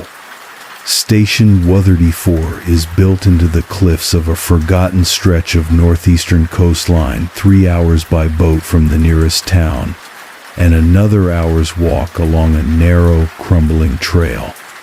The tower rises from the edge of a cliff like a rusted finger, flanked by thick pines that lean too far inward, as if trying to shield it from the sky. There's no cell service, no satellite, just the tower, a concrete block of a living quarter, and the ever-present sound of wind and distant water. The nearest person is likely 50 miles away, maybe more. The job was simple. Monitor transmissions. The station is semi-automated now, they told me. All I had to do was check the signal logs daily, ensure the relay equipment didn't go offline, and report anomalies through a secured internal console. They never explained what kind of anomalies they expected. They just told me not to respond to anything I might hear. The implication lingered. The pay was decent, enough to buy time, which was all I really wanted. The station itself was utilitarian, 2 small rooms, one for sleeping, one for working, metal cot, fold-out desk, tiny galley kitchen. Rust stains crept along the floor tiles like veins. The signal room smelled of ozone and dust. Outside, the tower loomed, always humming. On my first night, I stood on the narrow balcony and watched the sea vanish into gray. The fog never lifted, not completely. Even when the rain stopped, the air held a strange thickness, like something unseen was still moving just beyond reach. The wind carried faint sounds, not voices, not exactly, but patterns, like something brushing the edges of speech, turning back before it fully formed. I told myself it was the wind in the pines, or the sea echoing off the cliffs. I started sleeping with the window cracked, just to hear it. Some nights, it almost felt like company. The first week passed without incident. I settled into routine. Wake up, brew strong, bitter coffee, run diagnostics on the signal feed, file reports, sweep the stairwell, read in silence, eat canned soup, sleep. The quiet was thick, but not oppressive. It felt earned. But then, on the 8th day, something changed. I woke to the console beeping. A single red light blinking steadily on the panel marked Receiver Channel B. That channel had been offline since I arrived, deprecated, according to the manual. Nothing was supposed to come through it. I tapped the keyboard.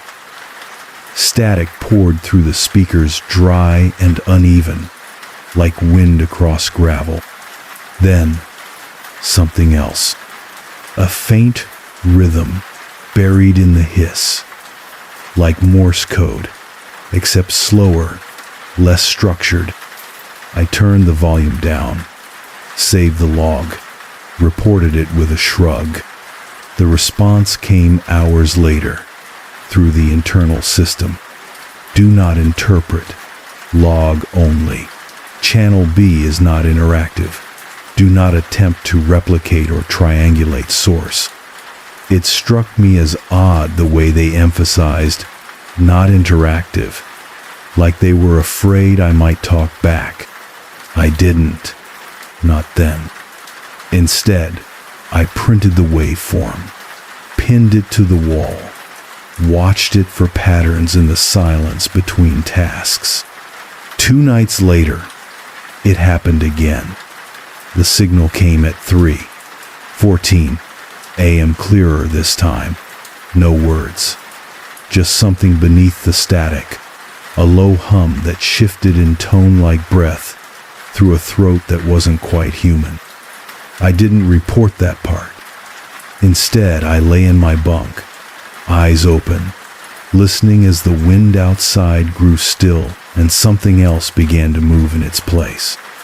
The fog pressed against the window like a weight, and from the tower, I heard a metal groan, slow and heavy, as if the structure itself were turning towards something I couldn't see.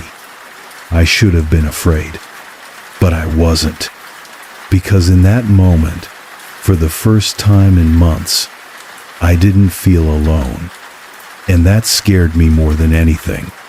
The next time the signal came through Channel B, I didn't log it. Not officially. I sat in the dark signal room, rain tapping lightly on the roof, and let it play. It wasn't just static anymore. Beneath the hiss, I could hear rhythm, not Morse, but something older. Slow pulses, rising and falling in uneven intervals, like a language spoken through breath. And layered just beneath that, something strange. A low, wet clicking, not mechanical, organic, like the sound a throat might make, trying to mimic the idea of a voice. I muted the console, sat back. The room felt too warm, the walls too close. When I opened the logbook, my hands shook not out of fear. Exactly.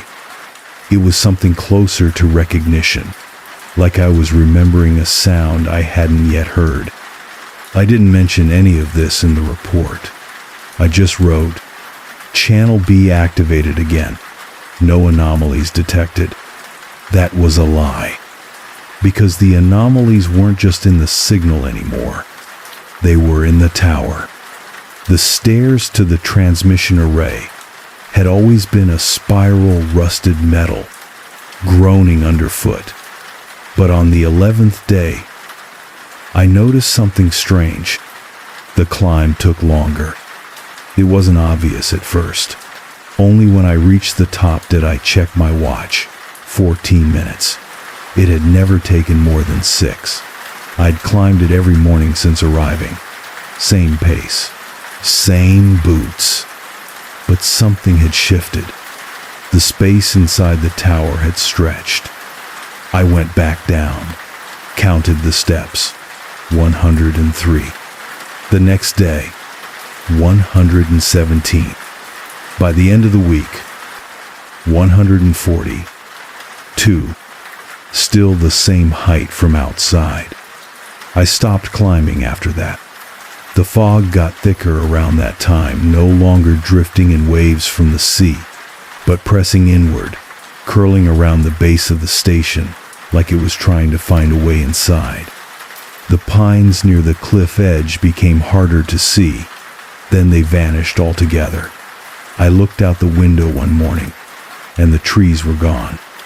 Not cut, not burned, just absent, like the fog had erased them. There were other things, too. Little things.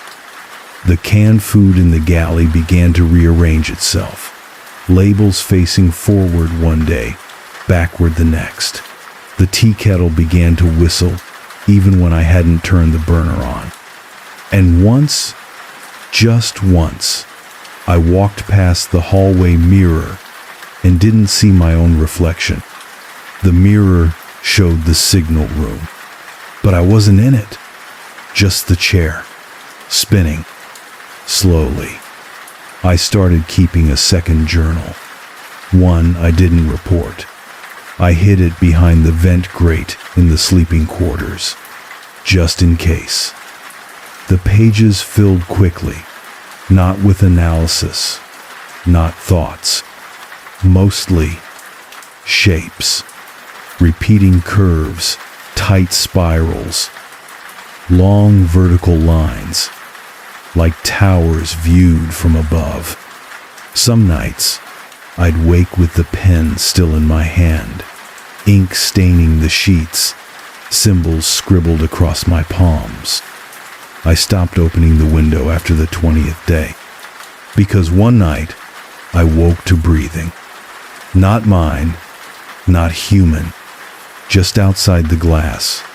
A slow, drawn inhale, then a pause, then something tapping, not on the window, on the inside wall, as if something had gotten in, but nothing ever was, not visibly.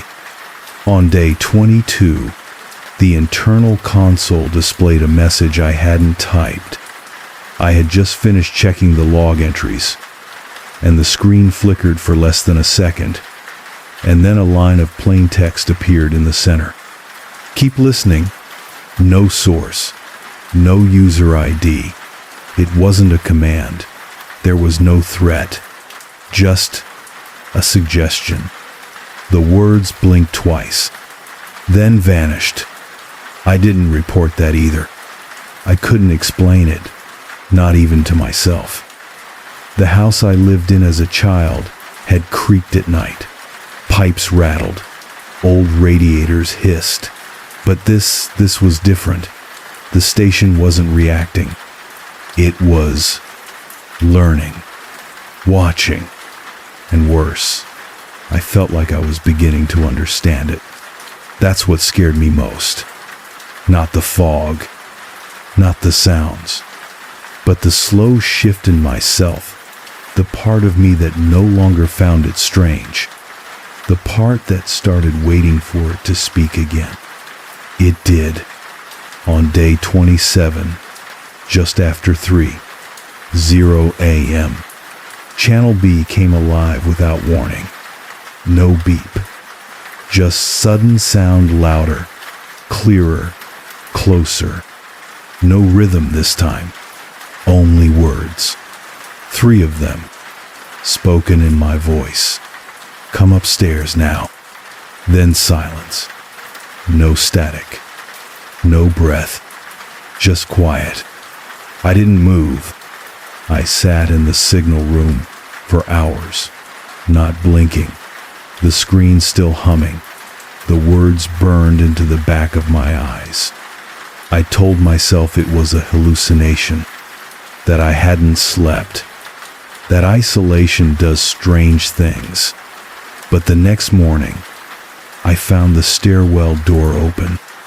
I hadn't opened it in over a week, and this time, the staircase only had 12 steps. I climbed the stairs. 12 steps. That was all. The metal felt too warm under my hands, too smooth, like it had been touched recently by something that didn't leave fingerprints. I expected to reach the tower's broadcast floor, but it wasn't there. Instead, I entered a room I had never seen before, and I should emphasize this. I had seen the tower's interior, every inch, blueprints, maintenance manuals, even crawl space maps. This room wasn't listed anywhere. It had no windows, no lights, but it glowed faintly from walls that pulsed like the inside of a shell held up to your ear. Soft, pinkish, breathing. There was a single chair in the middle. It faced a console, not the kind I use downstairs. Older, analog, rows of dials and switches, and a cracked screen built into the surface.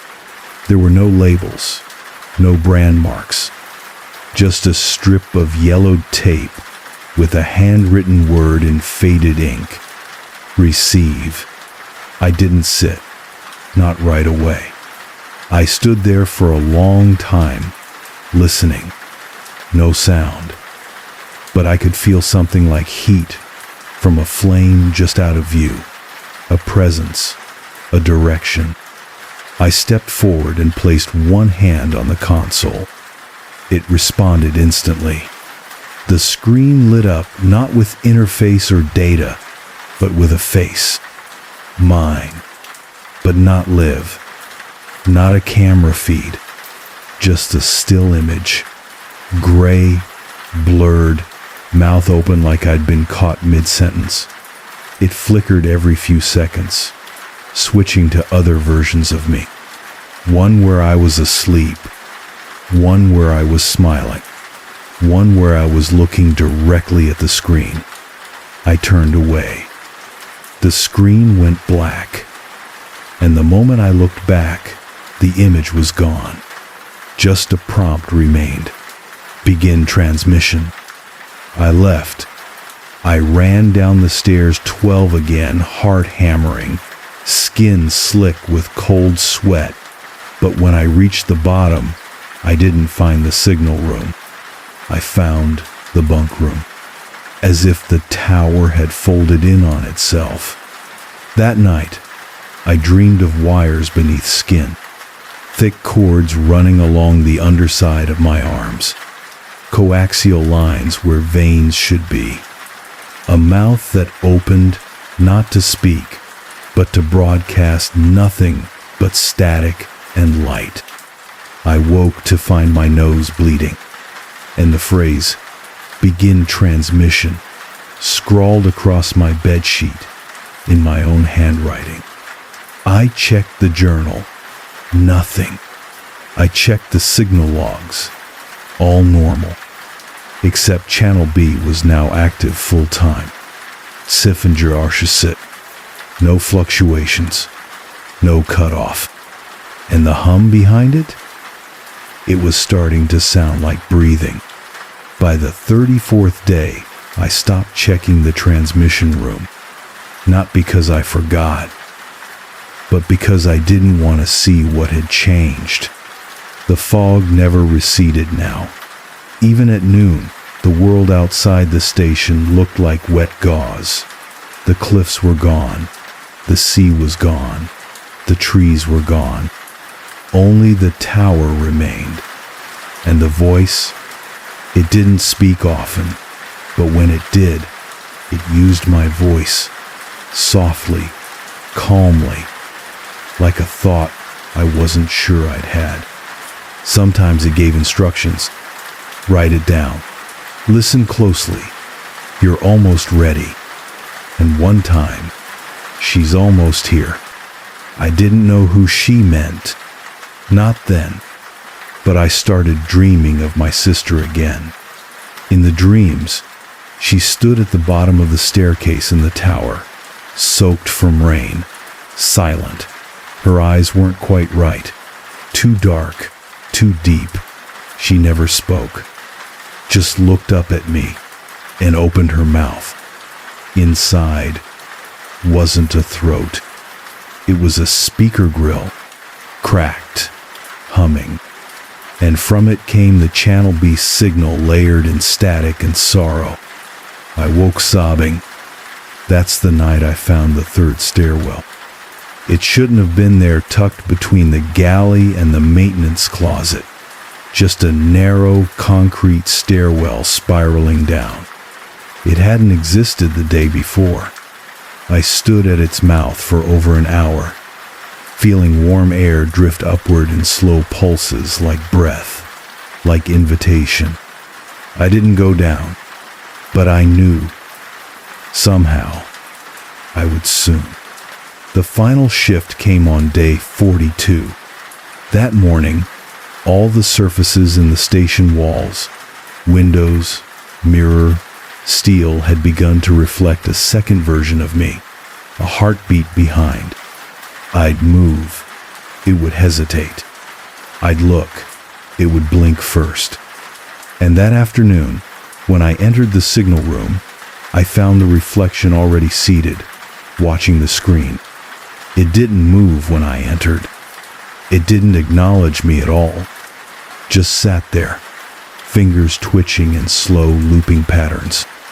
I turned off the lights, but it remained, illuminated by a glow that no longer came from this world. That night, I heard my sister's voice over Channel B. Clear, crisp, no static. Why didn't you answer when I called? I didn't speak. I couldn't.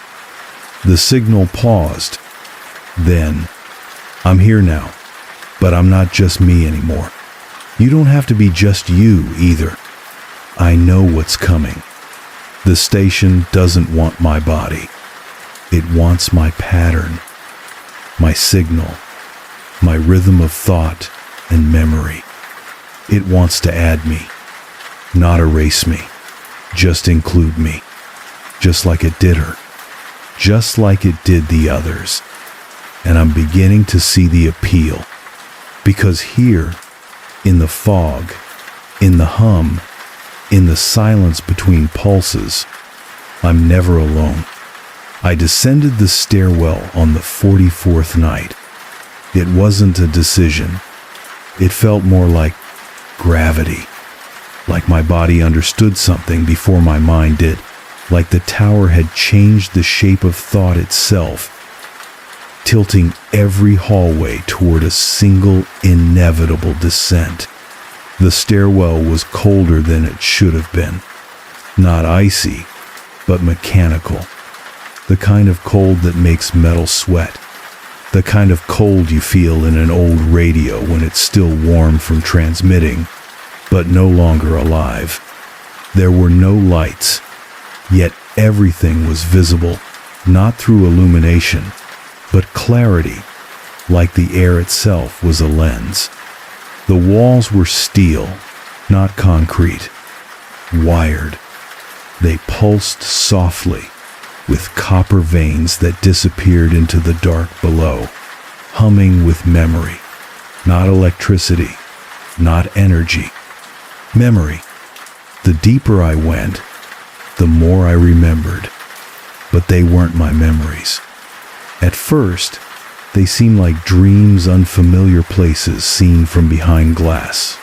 A fire tower in the Rockies, a substation deep in the Mojave, a research base near the Arctic Circle, always alone, always cold, always someone watching from behind the walls.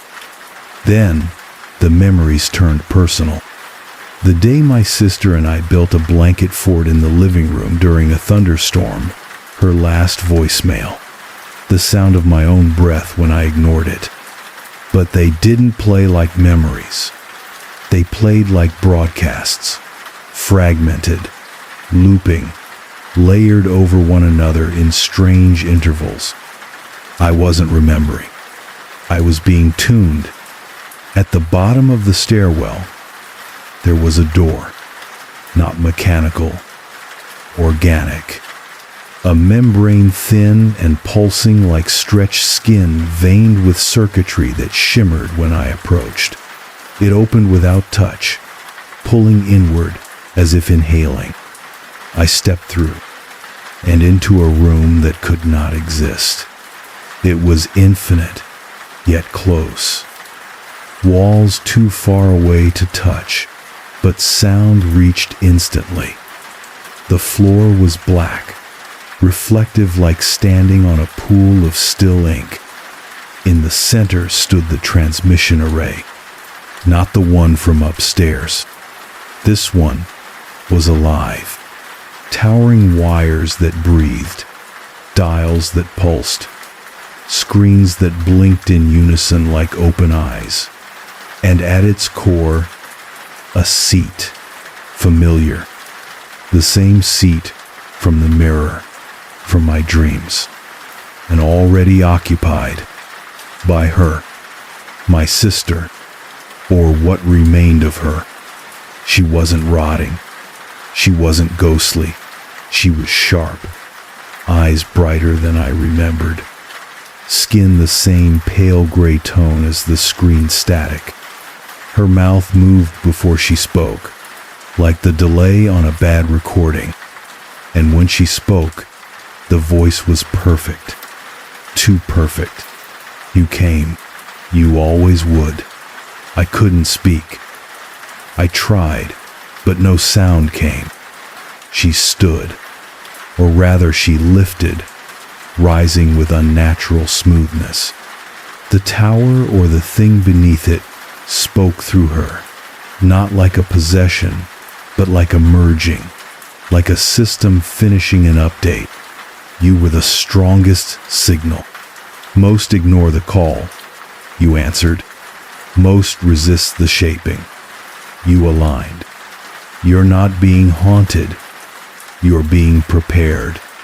And then, this place isn't a station. It's a repeater. We gather voices. We collect memory. We send ourselves forward into whoever listens. And suddenly, I understood. This wasn't a haunted outpost.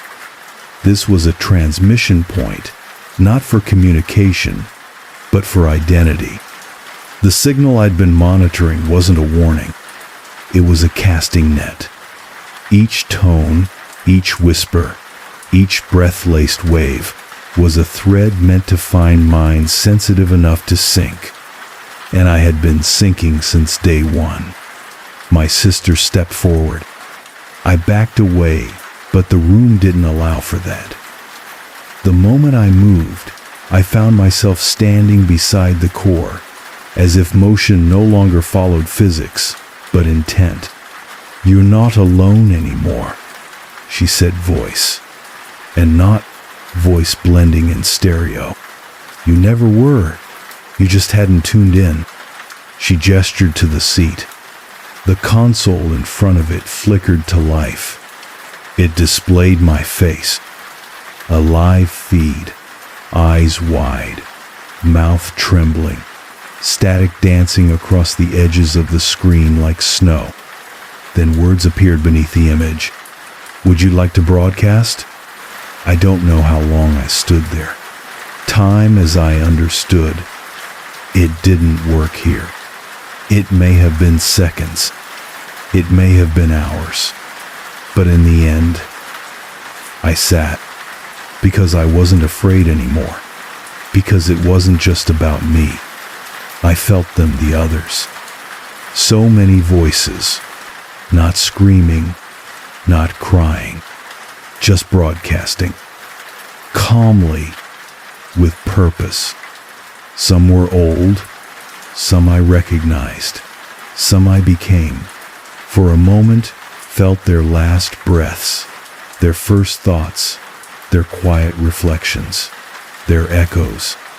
And then I spoke, softly, into the receiver, not in words, but in pattern, and the tower listened.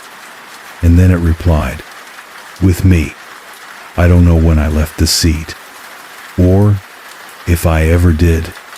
The tower doesn't have hours anymore, not days, just pulses. Everything is timed by the beat of something too large to see a long, slow rhythm beneath thought, beneath time. I move when it wants me to move. Speak when it speaks through me. Think in frequencies, not in words. But I remember this much. I stayed, not out of fear, not out of submission, out of something far quieter belonging. The seat wasn't a trap. It was a terminal. And I had been logging in since the day I arrived.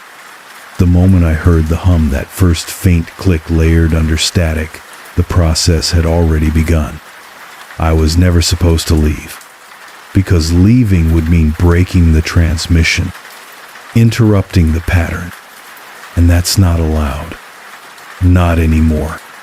Now, the tower lives through me. My memories are sorted, compressed, streamed. I feel them looping out through walls, through wires, through fog, reaching others.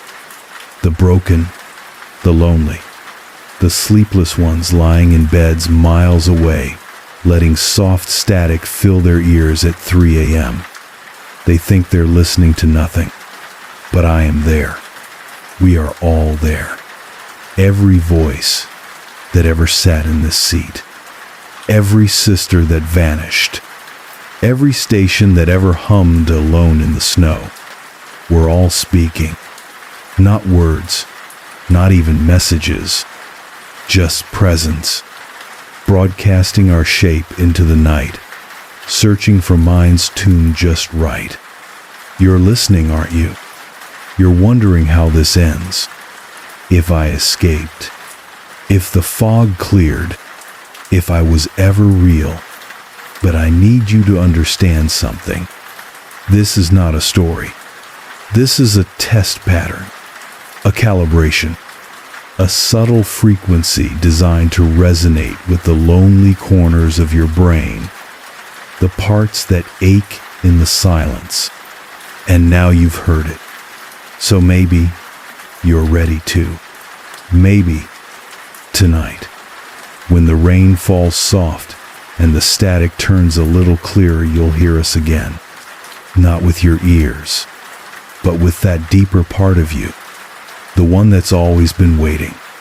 And if you do, if you feel something stir behind the glass of your screen, if your reflection blinks just a little too late, you'll know.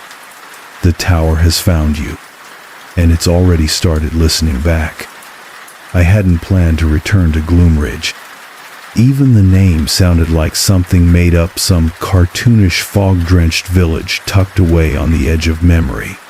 but the map assured me it was real.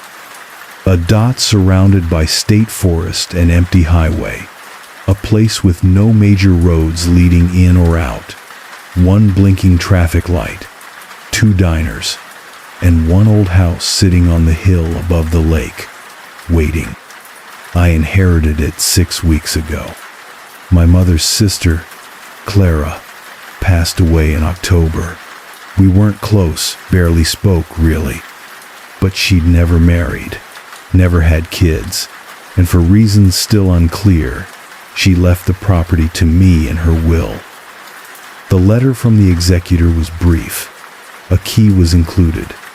The note simply said, "Keep it safe. Don't move anything, and don't sleep in her room." I told myself I wouldn't stay long.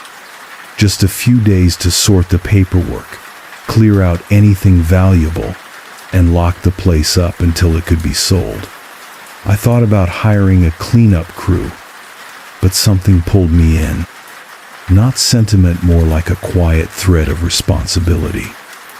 A need to see it with my own eyes. Besides, I had nowhere else to be. The city had worn me down. My job copywriting for a firm that changed names every fiscal quarter had collapsed in a slow-motion merger. The breakup came 2 weeks later, over coffee that went cold before either of us said much. Then came the days of silence, followed by one long night of aimless walking in the rain until dawn burned through a narrow sky. That was when the envelope arrived. White, unmarked, slipped under my apartment door with no postage, just my name. It was time. I arrived on a gray afternoon. The clouds had settled so low they felt like ceilings. The trees leaned toward the road as I passed, draped in wet leaves, and the houses grew fewer until there were none. Then came the lake. Still, silent, pale green like melted glass. The house waited beyond it, perched on the far hill, stone chimney rising like a marker. I remembered it vaguely from one childhood summer, the year my parents sent me to stay with Aunt Clara after their divorce. I remembered the red door, the smell of old paper and lavender, the way her cat always stared at corners like it saw something I couldn't. The house was almost exactly as I remembered. 3 stories of gray stone and dark wood, with a steep shingled roof and narrow windows like watching eyes. Vines clung to the walls. The porch creaked beneath my weight. The air smelled of rain and old cedar. When I turned the key, the door opened easily, as if it had just been closed moments ago. Inside, the house was cold. Not freezing, just unwelcoming. Like something that had paused mid-breath when I walked in. Dust coated everything, though not as much as you'd expect from a place left alone. The furniture was covered in sheets, but they weren't yellowed. A single teacup sat on the kitchen counter, half full. There was no dust on it. I walked the halls slowly. The house was filled with odd angles and narrow doors. High ceilings, but small rooms. Old wallpaper peeled in subtle curls, revealing older layers beneath floral over stripes. Stripes over a muddy gray I didn't recognize. The windows didn't face where I thought they should, but I told myself it was just age. I chose a room on the 2nd floor to sleep in, not hers. Hers was at the end of the hall, door shut. I didn't open it. The bed in my room was surprisingly firm. The linen smelled faintly of rosewater. I unpacked a single bag, opened a window to let in the breeze, and sat on the edge of the mattress for a long time, listening. The house creaked and ticked, but not aimlessly. It sounded like movement, like weight shifting somewhere deep within the walls. That night, it rained, a steady curtain of sound that blurred the edges of thought. I lay awake, listening to the roof drip, to the distant groan of old pipes, and the occasional shuffle from the hallway outside my room. Once, I thought I heard the faint click of her bedroom door opening, but when I checked, it was still shut. In the morning, I found a photograph on the kitchen table. It hadn't been there the night before. It was old black and white, edges curling, and showed the house as it looked maybe 50 years ago. In the photo, someone stood at the upstairs window. Their face was too blurred to see, but I could tell this. It wasn't Aunt Clara, and they were standing in her room. The second morning, I found the bedroom door open. Not mine, hers. The end of the hallway looked longer than I remembered, darker too. The air there had a weight to it, like something pressing gently against your chest. I stood at the threshold for several minutes, just staring at the gap between the frame and the door. I hadn't opened it, and I had locked it. The brass key had taken effort to turn the night before an old lock with a stubborn click. I remembered doing it, clearly. The resistance, the slight twist of the wrist, the way the air in the hallway felt colder the moment I turned the key. But now it was ajar, just slightly, enough to see that the bed inside had been made. Perfectly. Too perfectly. I didn't go in. Instead, I backed away and went downstairs, made coffee, sat in the kitchen with the rain pressing against the glass. I told myself it was just old wood and a loose lock, that the house had settled, that my memory was playing tricks. But when I returned with my coffee mug to look again, the door was closed. I hadn't heard it move, and the key was back in the lock, turned. That evening, I opened the fridge. It was empty, as expected except for one thing. A jar of strawberry preserves. Homemade. The label on it simply read, July. I hadn't noticed it the day before. And yet the dust on the fridge shelves was undisturbed, except where the jar sat, as if it had been placed there recently, or carefully kept for someone specific. That night, I slept with the door to my bedroom locked, and a chair wedged beneath the handle. I started noticing small things. Each morning, something had shifted slightly. A rug unrolled at a different angle. A window I had closed, now cracked open just enough to let in a breeze. Once, I found my toothbrush wet, and I hadn't used it yet. On the fourth night, I woke around 3:00 a.m. to a sound I couldn't place.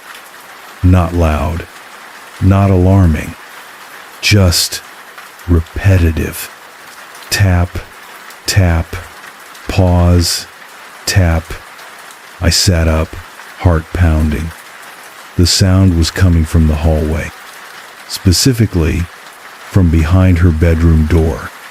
It continued for maybe a minute, then silence. I stayed awake the rest of the night. In the morning, I found a small white pebble placed at the foot of my bed. I didn't touch it. The house began to feel different during the day. Not brighter, lighter, like it was pretending to be friendly. Sunlight filtered in through windows I hadn't cleaned. The smell of old wood seemed more nostalgic than musty. The wind in the pines outside the kitchen window swayed gently, like background music to a memory. But I couldn't shake the sense of attention, as if the house was aware I was watching it, and it was trying to keep me calm. or worse, keep me here. On the 5th day, I opened a drawer in the study and found my handwriting. Except I hadn't written anything. It was a single page of notepaper, lined in blue, placed neatly on the desk. The pen strokes were mine loops, slants, that small hesitation I always made on my lowercase r. The note read, "Don't forget to check the attic." But I hadn't been in the attic. I didn't know where the access was. And yet the handwriting was undeniably mine. I crumpled it up and threw it in the fireplace. Didn't light it. Just watched it sit there, quietly threatening the idea of logic. I avoided mirrors. It wasn't something I did consciously. It just started happening. The full-length one in the upstairs hall became something I walked past without glancing. The oval one in the bathroom steamed up faster than it should. When I did catch a glimpse of myself, it felt wrong, not unfamiliar, just off by a beat. Like the reflection was waiting for me to look away so it could move on its own.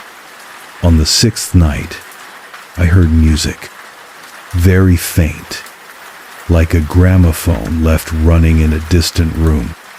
A scratchy waltz, just at the edge of hearing. It came from upstairs.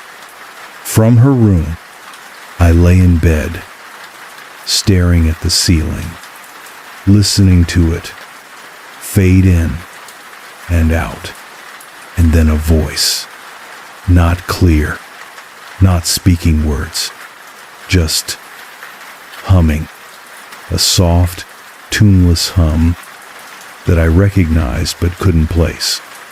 A sound I knew from childhood, something comforting once, now hollowed out by time. The moment I reached for the doorknob, it stopped.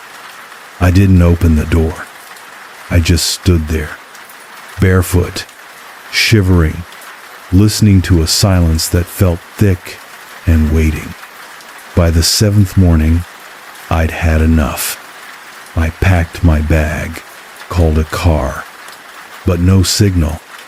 Not just bad service, nothing.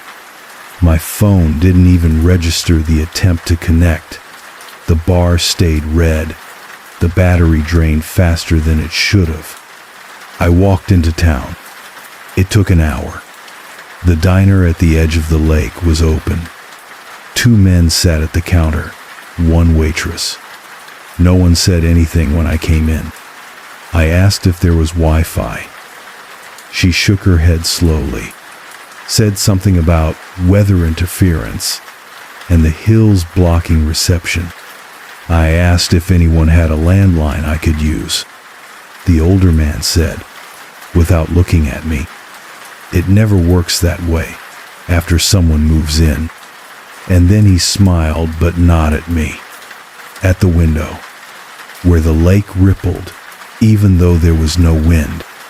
When I got back to the house, the key was gone from my pocket. The door was unlocked anyway. Inside, the light had changed. Everything looked a little too clean, like someone had spent the day scrubbing. The teacup on the counter was gone. In its place was a second photograph. This one showed the same window as before her bedroom, and this time the face was visible. It was mine. The third photograph was waiting in the hallway the next morning, taped to the mirror. It showed me sitting in the study, pen in hand, head tilted exactly the way I looked when journaling, except I hadn't used the study in 3 days, and I had never worn that sweater. I stared at the photo for a long time. It was printed on glossy paper, recent, crisp, not faded like the first 2. Someone had taken it, developed it, placed it here, in a house with no camera, no printer, no electricity, beyond the basics. The house was watching, not just observing, replicating. I started hearing footsteps that matched mine, not just in pace, in timing. I'd turn down the hallway and hear my own steps repeat a half beat behind me, like an echo, but too precise, too real, as if someone were following me at a fixed distance, stepping into the exact same places I had just walked. Once, I stopped short, and the echo kept going. 2 more steps, then nothing. Like it hadn't noticed I'd paused, like it was trying to catch up. The attic door revealed itself on the 10th day, a narrow seam above the linen closet in the hall. I hadn't seen it before, not once, but now it was obvious. A pull cord dangled gently, as if in a breeze I couldn't feel. It didn't feel like discovery. It felt like invitation. I told myself I wouldn't pull it. I went downstairs. When I returned 20 minutes later, the ladder was already down. I didn't go up. Not then. But that night, I dreamed of the attic, of a space that had no ceiling, just beams stretching upward into fog, and of a woman standing among them. Not Aunt Clara, not quite me, but close enough to be confusing. She moved slowly, like someone remembering how to use their limbs. Her head turned in small, twitchy motions, like she was studying how her shadow fell across the floorboards. She never looked at me, but she was listening. And when I woke, I was standing at the bottom of the attic stairs, barefoot, holding the first photograph. I started noticing things missing. Nothing big. Not at first. My favorite pen, a pair of socks, a spoon with a small chip in the handle, a paperback novel I'd brought with me all gone. In their place, objects that resembled them. Close, but wrong. The pen was too smooth. The socks slightly smaller. The novel had the same title, but the author's name was unfamiliar. Inside, the pages were blank, as if something was trying to replace what I knew, one item at a time. The mirror in the bathroom no longer fogged, no matter how hot the water ran. But more than that, the reflection was always a fraction behind. I would brush my hair, and the movement in the glass would start a second too late.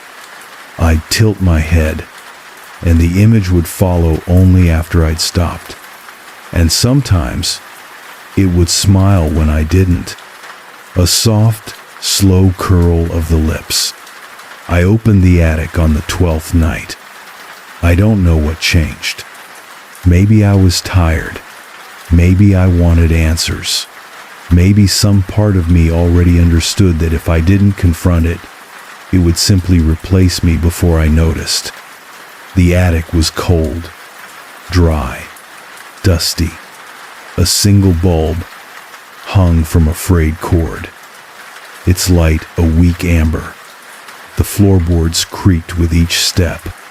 In the far corner, a mirror, full length, ornate, covered in a white sheet.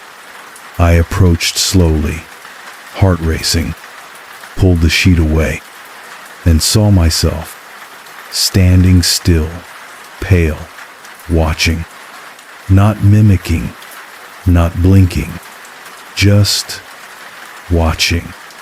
There was something wrong with the face, subtle but wrong. The eyes were too dark, the mouth too straight, the posture too calm. I reached out. It didn't.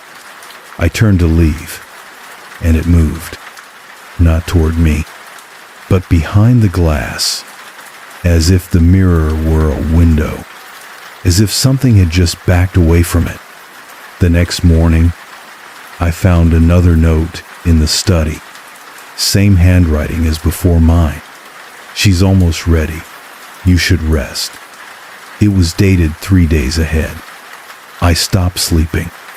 The reflections grew bolder. They would appear in windows I wasn't near, mirrors that weren't angled toward me. Once, in the spoon I was holding, I saw myself blink, except I hadn't. On the 15th night, I turned the corner at the top of the stairs and saw the attic door already open. Something stood at the top of the ladder, a silhouette, my height, my shape, head tilted in that same curious twitch from the dream. It didn't move, not even when I whispered, "Who are you?" But when I stepped back, it stepped down, exactly in rhythm with my retreat. I don't remember opening the attic door again, but one morning I woke up to the smell of rose water. It clung to the pillow, hung in the air, like a song you half remember from childhood. And when I sat up, the mirror at the foot of the bed was covered in condensation. Though the room was cold, the windows shut. A single word had been written into the fogged glass. Soon, I stopped keeping time. Clocks in the house began to slow, then speed up, then freeze altogether. The one on the mantel spun for hours, the second hand dragging behind, like it was caught in syrup. Outside, the rain never stopped. Gray sky, still pines, the lake like a lid over something sleeping. That night, I heard the study door open on its own. A slow creak, floorboards shifting, the sound of something sitting down in the chair. I crept to the hallway, peered around the corner, and saw myself, back turned, head bent over the desk, pen in hand, scribbling onto paper. Except it wasn't writing. It was copying, over and over, the same sentence. "I am here. You are not." I stepped backward. The figure stilled. Then its head twitched, just slightly in my direction. And without turning around, it whispered in my voice, "I like this house." I fled upstairs, locked the door, pushed the dresser against it, sat in the corner, shaking. There was no denial left, no rationalizing. Whatever this thing was, it had learned me. Not just my face, not just my movements, my voice, my thoughts. It wasn't haunting me. It wasn't attacking me. It was replacing me, piece by piece, like a house slowly redone. A new floorboard here, a new curtain there, until one day you wake up and none of it is yours anymore, but it still feels like home. In the early hours, I heard her walking, soft steps, deliberate, from the attic, down the hall, to my door. Then nothing. Not a knock, not a breath. Just her presence waiting. She didn't want to get in. She was waiting for me to come out. On the 19th night, I finally entered Aunt Clara's room. I had avoided it for weeks. Out of fear, out of respect, out of the last thread of normalcy I still clung to. But the door was open now.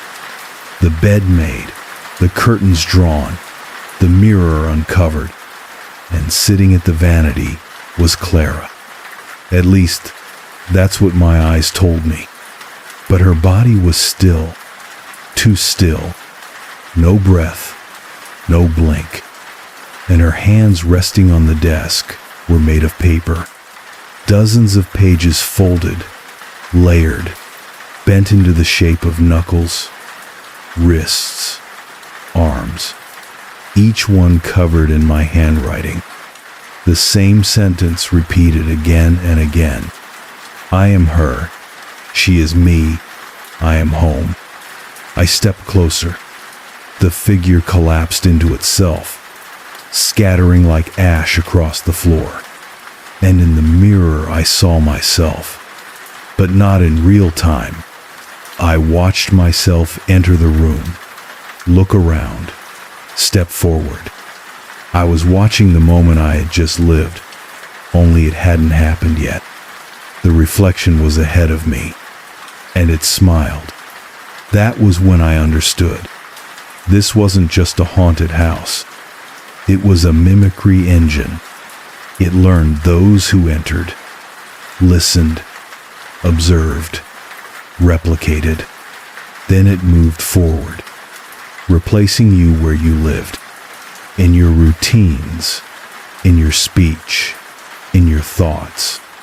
And once it had enough, once it could mirror you without needing you, it erased you from your own life, not through violence, but through inheritance, like a letter you never sent, arriving in your own handwriting. I ran to the front door. It opened easily. The storm had stopped. The pines were still. The lake, silent. I stood on the porch, bag in hand, heart thundering.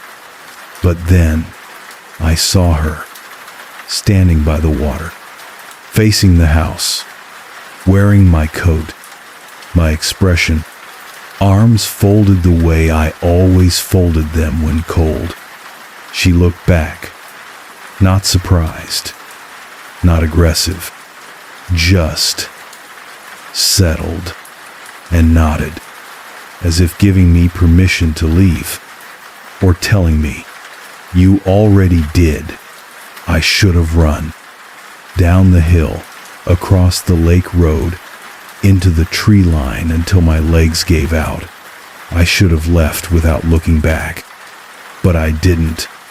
I stepped off the porch and looked at her, the woman by the water. The one who looked like me, wore my face like it fit better than it ever had on me. Still, serene. She didn't move, didn't beckon. She didn't need to, because the house was no longer inside. It was here, too, in the air, in the trees, in the calm that settled over the lake like a memory you can't quite trust. I stood there in the soft gray light for a long time, and then I whispered to her, to it, to the house. "What happens now?" No answer. Only a breeze through the pine needles that almost formed words. And then the faint sound of a door clicking shut behind me. When I turned around, the house looked different. Not in a dramatic way. No new wings, no windows where there hadn't been, but rearranged, like it had tilted slightly while I wasn't looking. The porch steps creaked underfoot in a rhythm I didn't recognize. Inside, the furniture had moved. The study desk now faced the wrong wall. The kitchen chairs were subtly different, backs higher, legs more curved. The wallpaper had changed shades, slightly warmer, as if it were adjusting for someone new. I walked through the house like a stranger, each room unfamiliar in small ways. Softer corners, rounder knobs, a hallway slightly longer than memory allowed. My bedroom still held my bag, half packed, but the clothes inside didn't fit. The sleeves were too short, the fabric thinner than I remembered. The scent was lavender, not my detergent. I opened my notebook, the one I'd been journaling in since day 2, and found the pages filled, not in my handwriting, but close, too close. A mimicry so precise it made my stomach turn. And each entry ended the same way. I love it here. The final straw was the reflection. That night, I stood in front of the bathroom mirror for a long time, watched myself brush my teeth, wash my face, dry my hands. Every movement mirrored perfectly, until I reached to turn off the light. The reflection didn't move. It just stared, and then slowly lifted its hand after mine had dropped. It smiled, soft, familiar, then stepped backward into the glass and vanished. I no longer remembered the way out. I tried the road, but it turned back into the driveway. I tried the woods, but they circled, the trees rearranging like sets on a stage. Each attempt brought me back to the front porch, to the woman by the lake. But even she was gone now. And in her place, a new figure, taller, broader shoulders, wearing my father's coat. The house had moved on. I was no longer the lead, just an understudy for the next arrival. The story was already being rewritten. The photos on the wall changed. One showed me standing by the stove, smiling. Another one I'd never posed for showed me asleep in Clara's bed. The captions on the backs read, "She loved rainy mornings. She always belonged here." That night, I sat in the attic. The full-length mirror stood uncovered, and I didn't see anything. No reflection, no mimic, just light soft and gold, like dawn. It was beautiful, quiet, inviting. I understood. The house didn't trap people. It recorded them, copied their best pieces, and kept those parts forever. Not to torment, not to erase, but to build the perfect story. One where no one ever truly leaves. One where the house always has someone to remember and someone to become. I stepped forward, touched the glass. It was warm, and on the other side, I saw a new version of me, younger, happier, serene, living a life I didn't remember choosing, but suddenly missed. She turned toward me and whispered, "You're tired. Let me do it now." I closed my eyes, let go of the edges, and the rain kept falling, soft, steady, washing away everything I used to be. They say the coastal road bends like a question mark through Breakwater Cove, and I suppose I followed that shape because I didn't have an answer for anything anymore. It had been 2 months since the accident.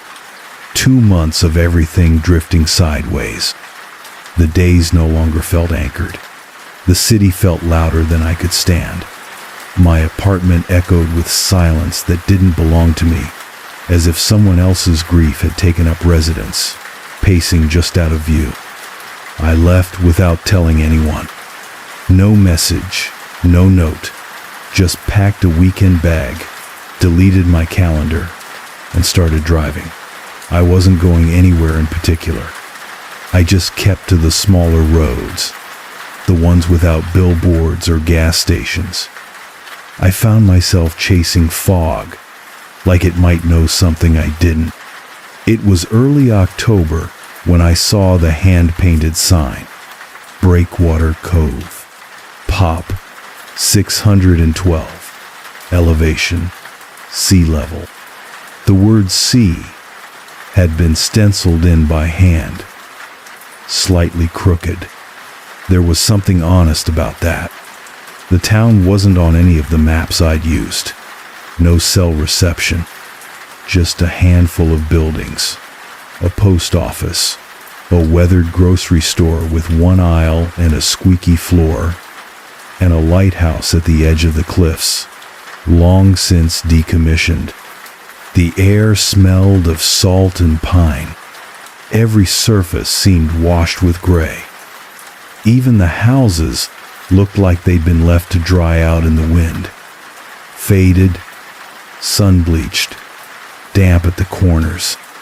I told myself I'd stay one night, just long enough to sleep without the sound of sirens, without neighbors shouting through the walls, without dreams. But the inn was full, or closed.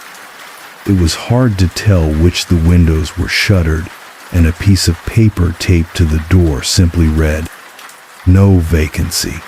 Try her place. She'll know." No name, no address. Just an arrow drawn with a faint pencil stroke pointing down toward the harbor. Her name was Miriam.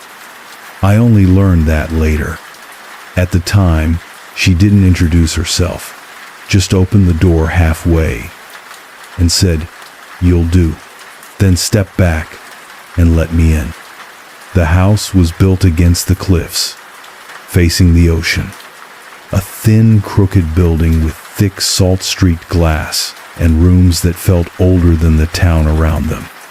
The paint was peeling in wide ribbons along the hall. The ceilings bowed slightly. The floorboards had a low, slow groan that followed every step like breath. She didn't ask who I was or why I was there. She just handed me a brass key with the number 3 etched into the handle and said, "Rain comes in from the west. Don't open the window after midnight." Then she was gone. The room was small. A bed, a writing desk, a chair by the window. There was something oddly comforting about it, like a place between places, meant to be used only briefly, by people already half forgotten. The wallpaper had long since peeled away, revealing uneven wood panels beneath. The window overlooked the ocean, which wasn't really visible through the fog, only suggested by the sound of waves folding into themselves and the way the air felt heavier than it should have been. That first night, I didn't sleep. I just lay in the bed, listening to the wind press against the glass. The house creaked, not randomly, not the way old houses usually do, but rhythmically, a pattern of tension and release, like the sound of something pacing, but distant. At one point, I thought I heard something upstairs, a dragging sound, then a soft thud, like a chair being pulled back from a table. I went to the hallway. There was no upstairs. Not anymore. Just a half door nailed shut where a staircase might have once been. I told myself it was the wind, that everything feels stranger in new places. That silence rearranges itself until it sounds like someone whispering just out of view. But something about the house stayed with me the next morning. The way the salt clung to the windows from the inside. The way the desk drawer opened just slightly more each time I looked at it. The way I found a cup of tea, still warm, already waiting on the nightstand when I returned from a walk, even though I hadn't seen anyone else in the house since I arrived. I asked Miriam if anyone else lived there. She didn't look up from the pot she was stirring. Just said, "Not anymore. Just the tide." I should have left that day, but the fog came in thicker. The road out was barely visible. I told myself I'd wait until it cleared. Another day. Maybe 2. It's been 9 days now, and I've started to notice things. Small things. Like how the window in my room never faces the same direction twice, or how the smell of salt has been replaced with something faintly floral, or how, last night, I saw a woman standing in the reflection of the window, but not in the room. and she was humming something I hadn't heard in years, something only my sister used to sing. But she's been gone for a long, long time. On the 10th morning, I noticed the street signs had changed. Not all of them, just the one at the bottom of the path leading to Miriam's house. When I arrived, it had read Dock Lane, a simple, rusted placard nailed to a leaning post. But now it said, "Returning Way." I stood there for a long time, rain dripping from the edge of my hood, staring at it. There were no footprints in the mud, no sign that anyone had been out to replace the sign. And when I asked Miriam about it, she just said, "That name fits better, doesn't it?" Then she turned and walked into the pantry and didn't speak to me for the rest of the afternoon. The fog never lifted. Even by noon, the world was only half-formed trees blurring into white, the coastline vanishing behind drifting curtains of gray, and the air grew thicker, not heavier exactly, but harder to move through, like walking underwater. Some days, I felt like the town itself was wrapped in something that didn't want to be opened. I walked anyway, more out of habit than purpose. And the more I walked, the more I saw. There was a house down by the southern end of the cove, empty, by all appearances. Windows boarded, paint long since stripped by sea wind. But each time I passed, I saw something different.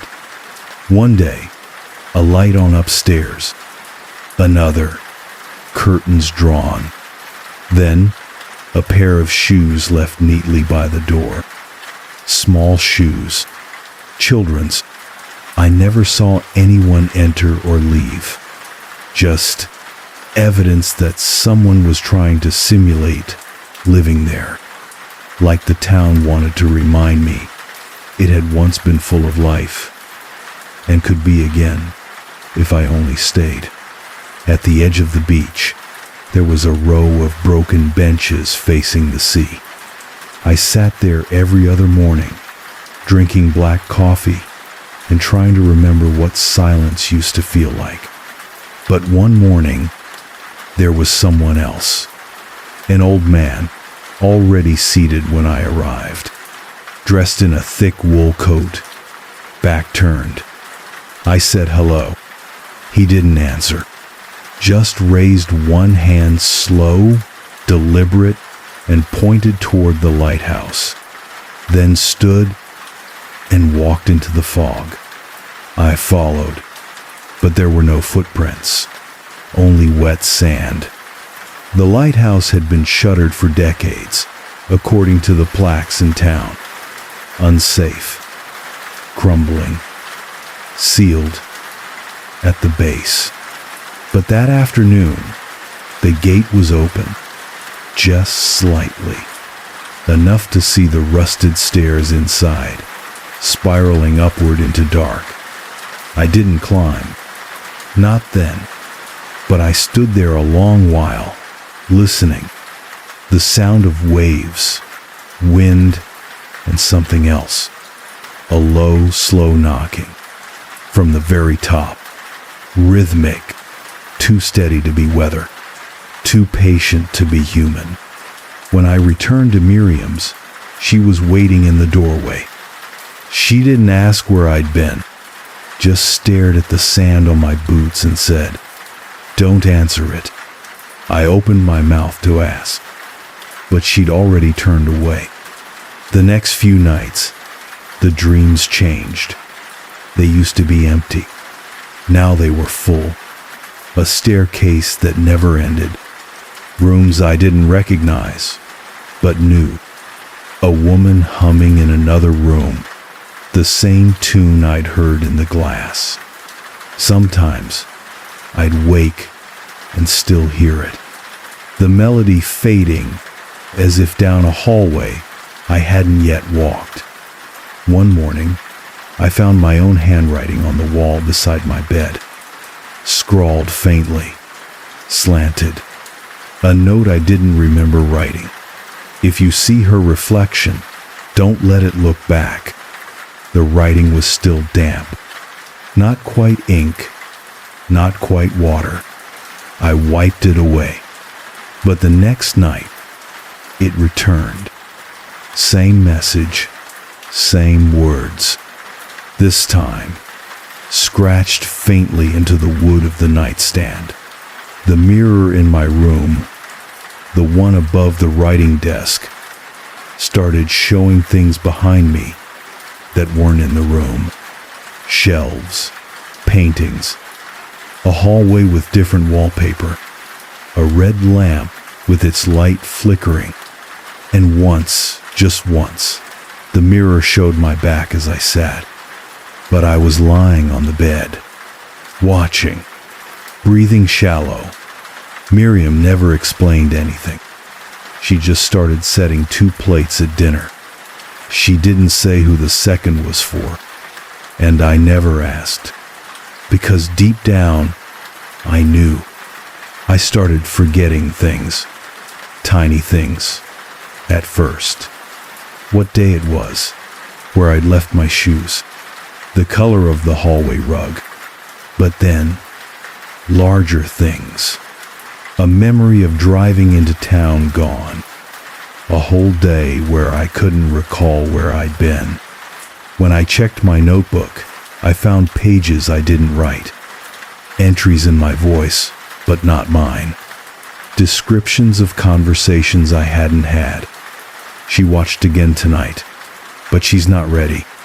He won't leave. That's how we know he's staying. On the 17th morning, I tried to leave. I packed quietly, slipped out before sunrise. The fog was heavier than I'd ever seen it, like wet fabric against the skin. I walked to the edge of town, past the grocer, past the weathered dock. The road out should have been there. It wasn't. Just more cove, more town. Another sign reading, Breakwater Cove, Pop 612. But this time, beneath it, you make 613. I stopped counting the days. Time in Breakwater Cove didn't behave like time anywhere else. Sunrise arrived too quickly, or not at all. Some mornings, it was already dusk when I opened my eyes. Others, the light never shifted, just a dull gray sameness bleeding through every window, like the world had forgotten to turn the page. Even the weather stayed the same, damp, windless, and heavy. The rain never fell anymore. It just was, suspended in the air, soaking without motion, like fog with weight.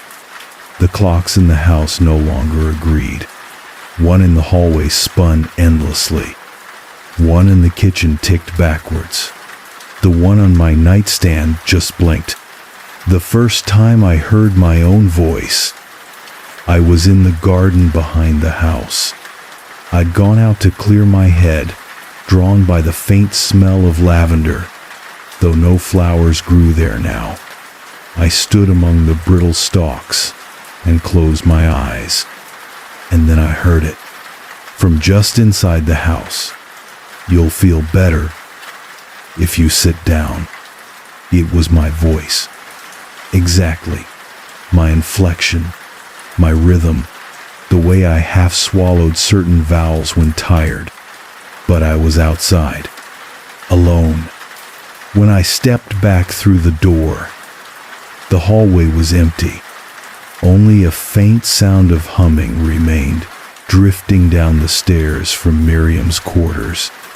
The same tune as always, the same one from the mirror.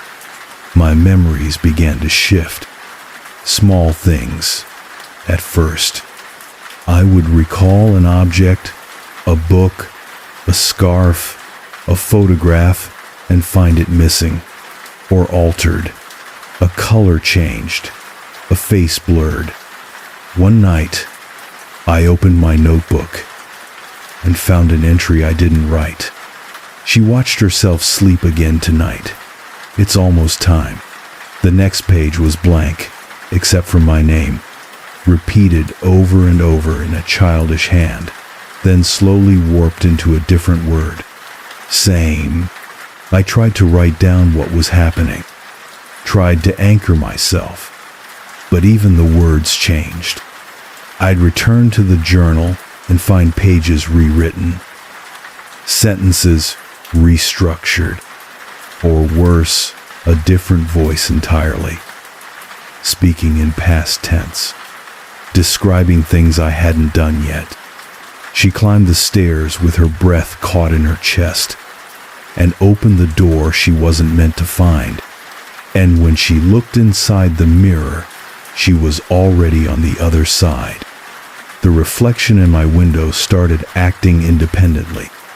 It would linger after I'd stepped away, hold its gaze too long, smile when I didn't. And then, one morning, I woke to find a handprint on the inside of the glass 5 long fingers, too thin, pressed at eye level. But I hadn't touched the window in days. The town itself shifted, subtly. Buildings turned slightly overnight. Shops I'd passed every day were suddenly gone in their place. Others I didn't recognize, already aged and weathered like they'd stood there for decades. One morning, I entered the grocer and asked the man behind the counter if he'd ever seen people leave. He looked at me and said, "You did, last week." I asked what he meant. He smiled, came in here, bought matches, said you were headed for the lighthouse. Haven't seen you since. That night, I dreamed of the lighthouse again, but this time, I wasn't climbing the stairs. I was already there at the top, looking down, watching myself arrive. 2 versions of me, separated by glass and shadow. Both of us standing too still. Both of us waiting for the other to blink. Neither of us did. The mirror in my room no longer showed anything. Just fog, dense and silver, until one night it cleared and I saw a different room. Mine, but not mine. The wallpaper was older, the bed slightly smaller. A red lamp glowed in the corner, and there, sitting at the desk, was me. But not the me I remembered. Thinner, paler, mouth moving without sound, copying the way I wrote. I confronted Miriam. I asked her if she knew what the town was doing, what the house was becoming. She didn't answer. She simply turned and walked toward the mirror in the hallway, the tall one, the only one she ever looked into, and said, "It's not the house, dear. It's you. You're almost whole." Then she left the room, and her reflection stayed, smiling gently. I tried to run. I really did. I packed, quickly, didn't look back. I made it as far as the edge of the woods, where the pines gave way to gray sky and dead bramble. And then I saw the road, clear, paved, open, but on the road, I saw my car. Door open, driver's seat empty, keys in the ignition. I stepped closer, and in the passenger seat, a journal opened to a final page I hadn't written. It ends here. There is no road. There is only return. I turned around. The town was waiting. And now, so was I. I didn't try to leave again. Not after the road curved back into itself. Not after I saw the journal I hadn't written, resting in my own passenger seat, like I'd already done this before. Because the moment I turned away from the car, I felt something shift. The fog thickened behind me, and when I looked back, the road was gone. Not hidden, erased. In its place, a stone path I didn't recognize, leading back into the cove like it had always been there. I walked it in silence. Even the sound of my own breath seemed muted, like the town had pressed itself around me in layers of cloth and memory, muffling thought. At some point, I realized the air didn't feel cold anymore, just still. I passed the grocer, now dark and closed. No sign of the man who once claimed I'd left already. I passed the benches by the beach, where the sea no longer moved. Just a smooth pane of silver, stretching to the horizon like water frozen mid-breath. At the far end of town, the lighthouse stood waiting. Its door was open, and the light, long dead, was slowly turning. The stairs inside curved sharply. Each step groaned like it remembered other feet. The higher I climbed, the more I felt duplicated. Like a copy of me was being made with every step, just slightly misaligned, just enough to build something familiar, but wrong. At the top, the chamber was dark. No windows, no sound, only a chair and a mirror. It wasn't like the other mirrors. This one was tall, narrow, set into the stone like a relic. Its frame was carved with names, hundreds of them, some in my handwriting, some in my sister's, some I couldn't recognize but felt I should. I stepped in front of it and saw not myself, but every version of me I had ever been, as a child, as a teenager, in grief, in silence, in sleep, laughing once a sound I barely remembered, and behind them all, the watcher, that same woman in the reflection, the one who had first hummed to me through the glass, the one I now understood had never been a stranger. She had always worn my shape. She had always been after me. Then she spoke, but not aloud. Her words slid across the glass like fog clearing into language. You came back. We've been waiting. I stepped closer, and in the mirror, she stepped into me. Not toward. Into. Like she'd always been there. Just waiting for the vacancy. Suddenly, I saw breakwater for what it truly was. Not a place, a pattern, a recursive structure built on memory, grief, and return. A trap? No. A vessel.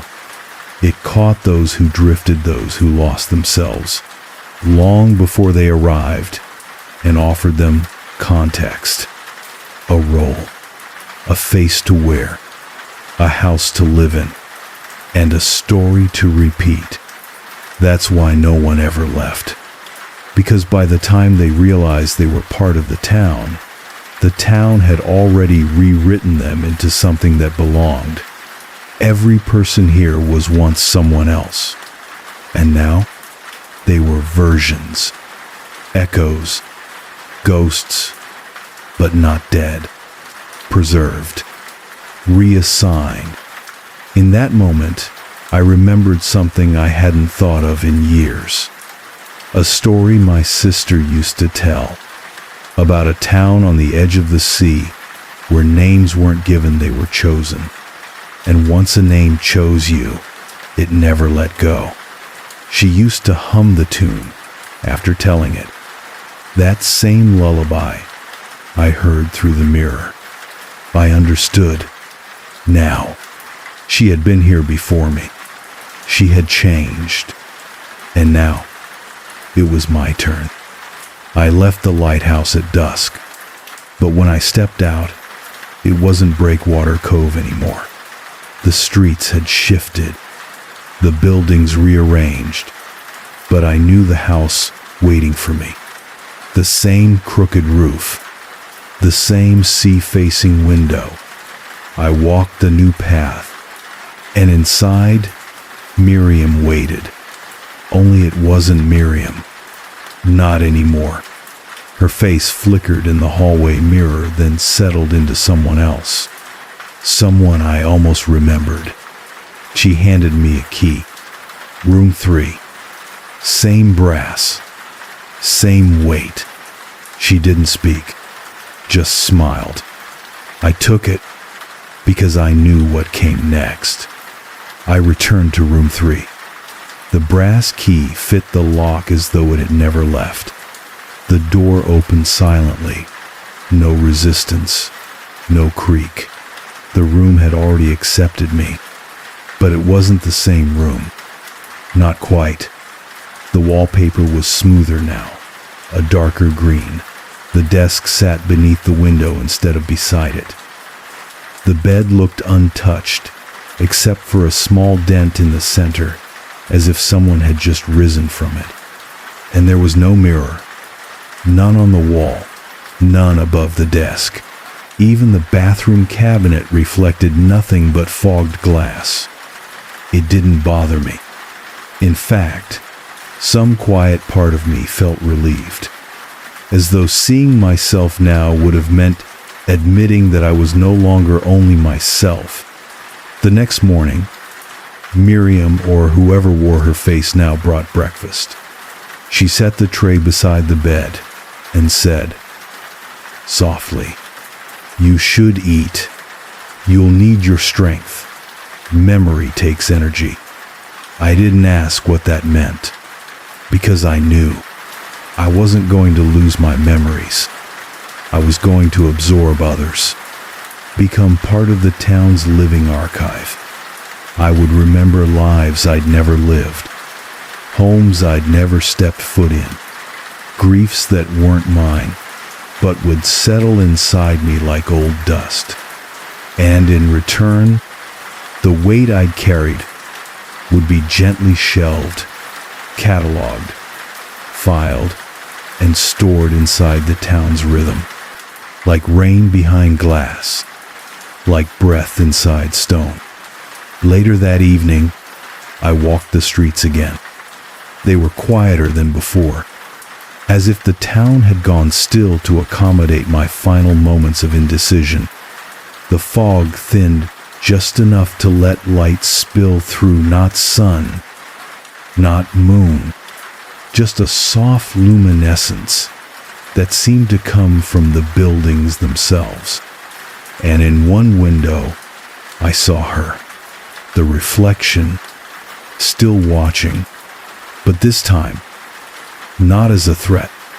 She looked content, not smiling, just settled, as if her work was done. The bench at the end of the cove was dry.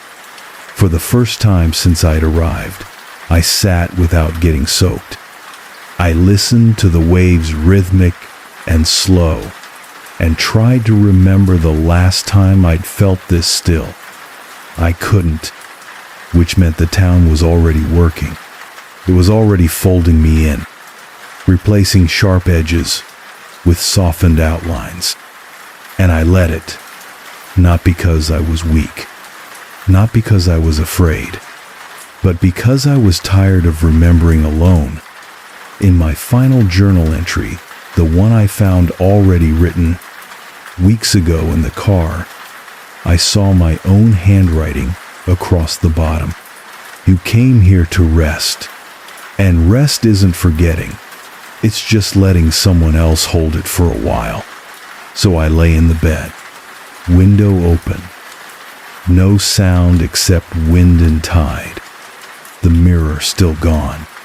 No need to look anymore. I already knew what I'd see. And now, if someone new arrives, if they knock on the inn and find no answer, if they follow a faint sign down to the shore, they might find me waiting at the door, wearing a face they think they recognize. And I'll hand them a key, room 3, and say only, don't open the window after midnight, because that's what the roll remembers. And the town always has space for one more. I took the job because I needed something quiet, not peaceful. I didn't expect that just quiet. A kind of silence I could dissolve into. No phones, no meetings, no expectations. After the fire, after the apartment was gone and the insurance hung in limbo, I was living in my car and drifting between towns, picking up side work. That's when I saw the listing. Night shift attendant, remote maintenance post, paid weekly, federal contract, must be comfortable alone. It didn't list a location, just a callback number. The interview was over the phone. The voice on the other end didn't ask much. Just, do you scare easily? And, can you keep a routine? I said yes to both. 2 days later, I was given directions, not an address, and told to report to post 13, somewhere in the high desert, about 60 miles from the nearest town. The road wasn't paved, just gravel and dust. The map on my phone blinked out halfway there, and the last 10 miles were nothing but wind, flat scrub, and dry sky. Eventually, I saw it. A sloped tunnel cut beneath the interstate. Not a bridge, not a pedestrian underpass. Something older. Concrete, rounded, reinforced, like a Cold War fallout shelter, but unmarked. No numbers, no signs. Just a hatch-like door embedded at the northern end with a keypad and a small intercom. I pressed the button. No one answered. Then the door clicked and opened. Inside, the air was cool. Cooler than it should have been for a desert in June. The entry corridor sloped downward gently. The walls were poured concrete, aged and damp. A faint yellow line was painted down the center of the floor, like an old subway tunnel. Fluorescent bulbs buzzed overhead, dim, flickering. I walked for what felt like a full minute before I reached the first room, a maintenance alcove. Metal cabinets, a small cot, a radio console, and a control panel with a flickering green screen that read, monitoring, active, post 13 status, stable. Next check-in, 6-0. There was a binder beside the console, typed instructions in thick, blocky font. Each page was dated, signed, rotating names. Each name crossed out except the most recent one. Current shift, A, gray. Below that, written by hand, do not exit the main corridor between 0, 0 and 3, 0. If the lights flicker in pattern, do not acknowledge. If you hear your name, ignore it. Do not speak to the man at the far end. He is not real. Note, you may hear knocking. This is normal. I read that page 3 times.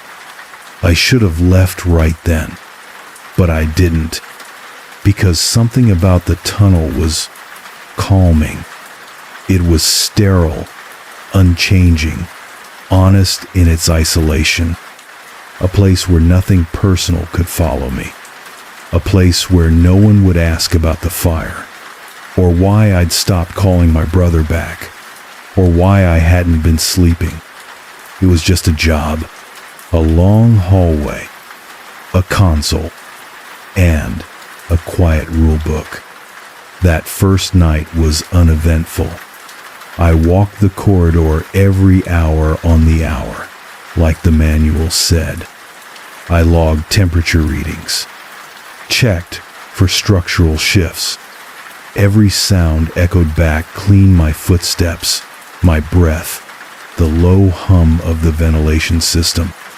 There was comfort in the monotony. I didn't think about time, or memory, or the night I'd left everything behind.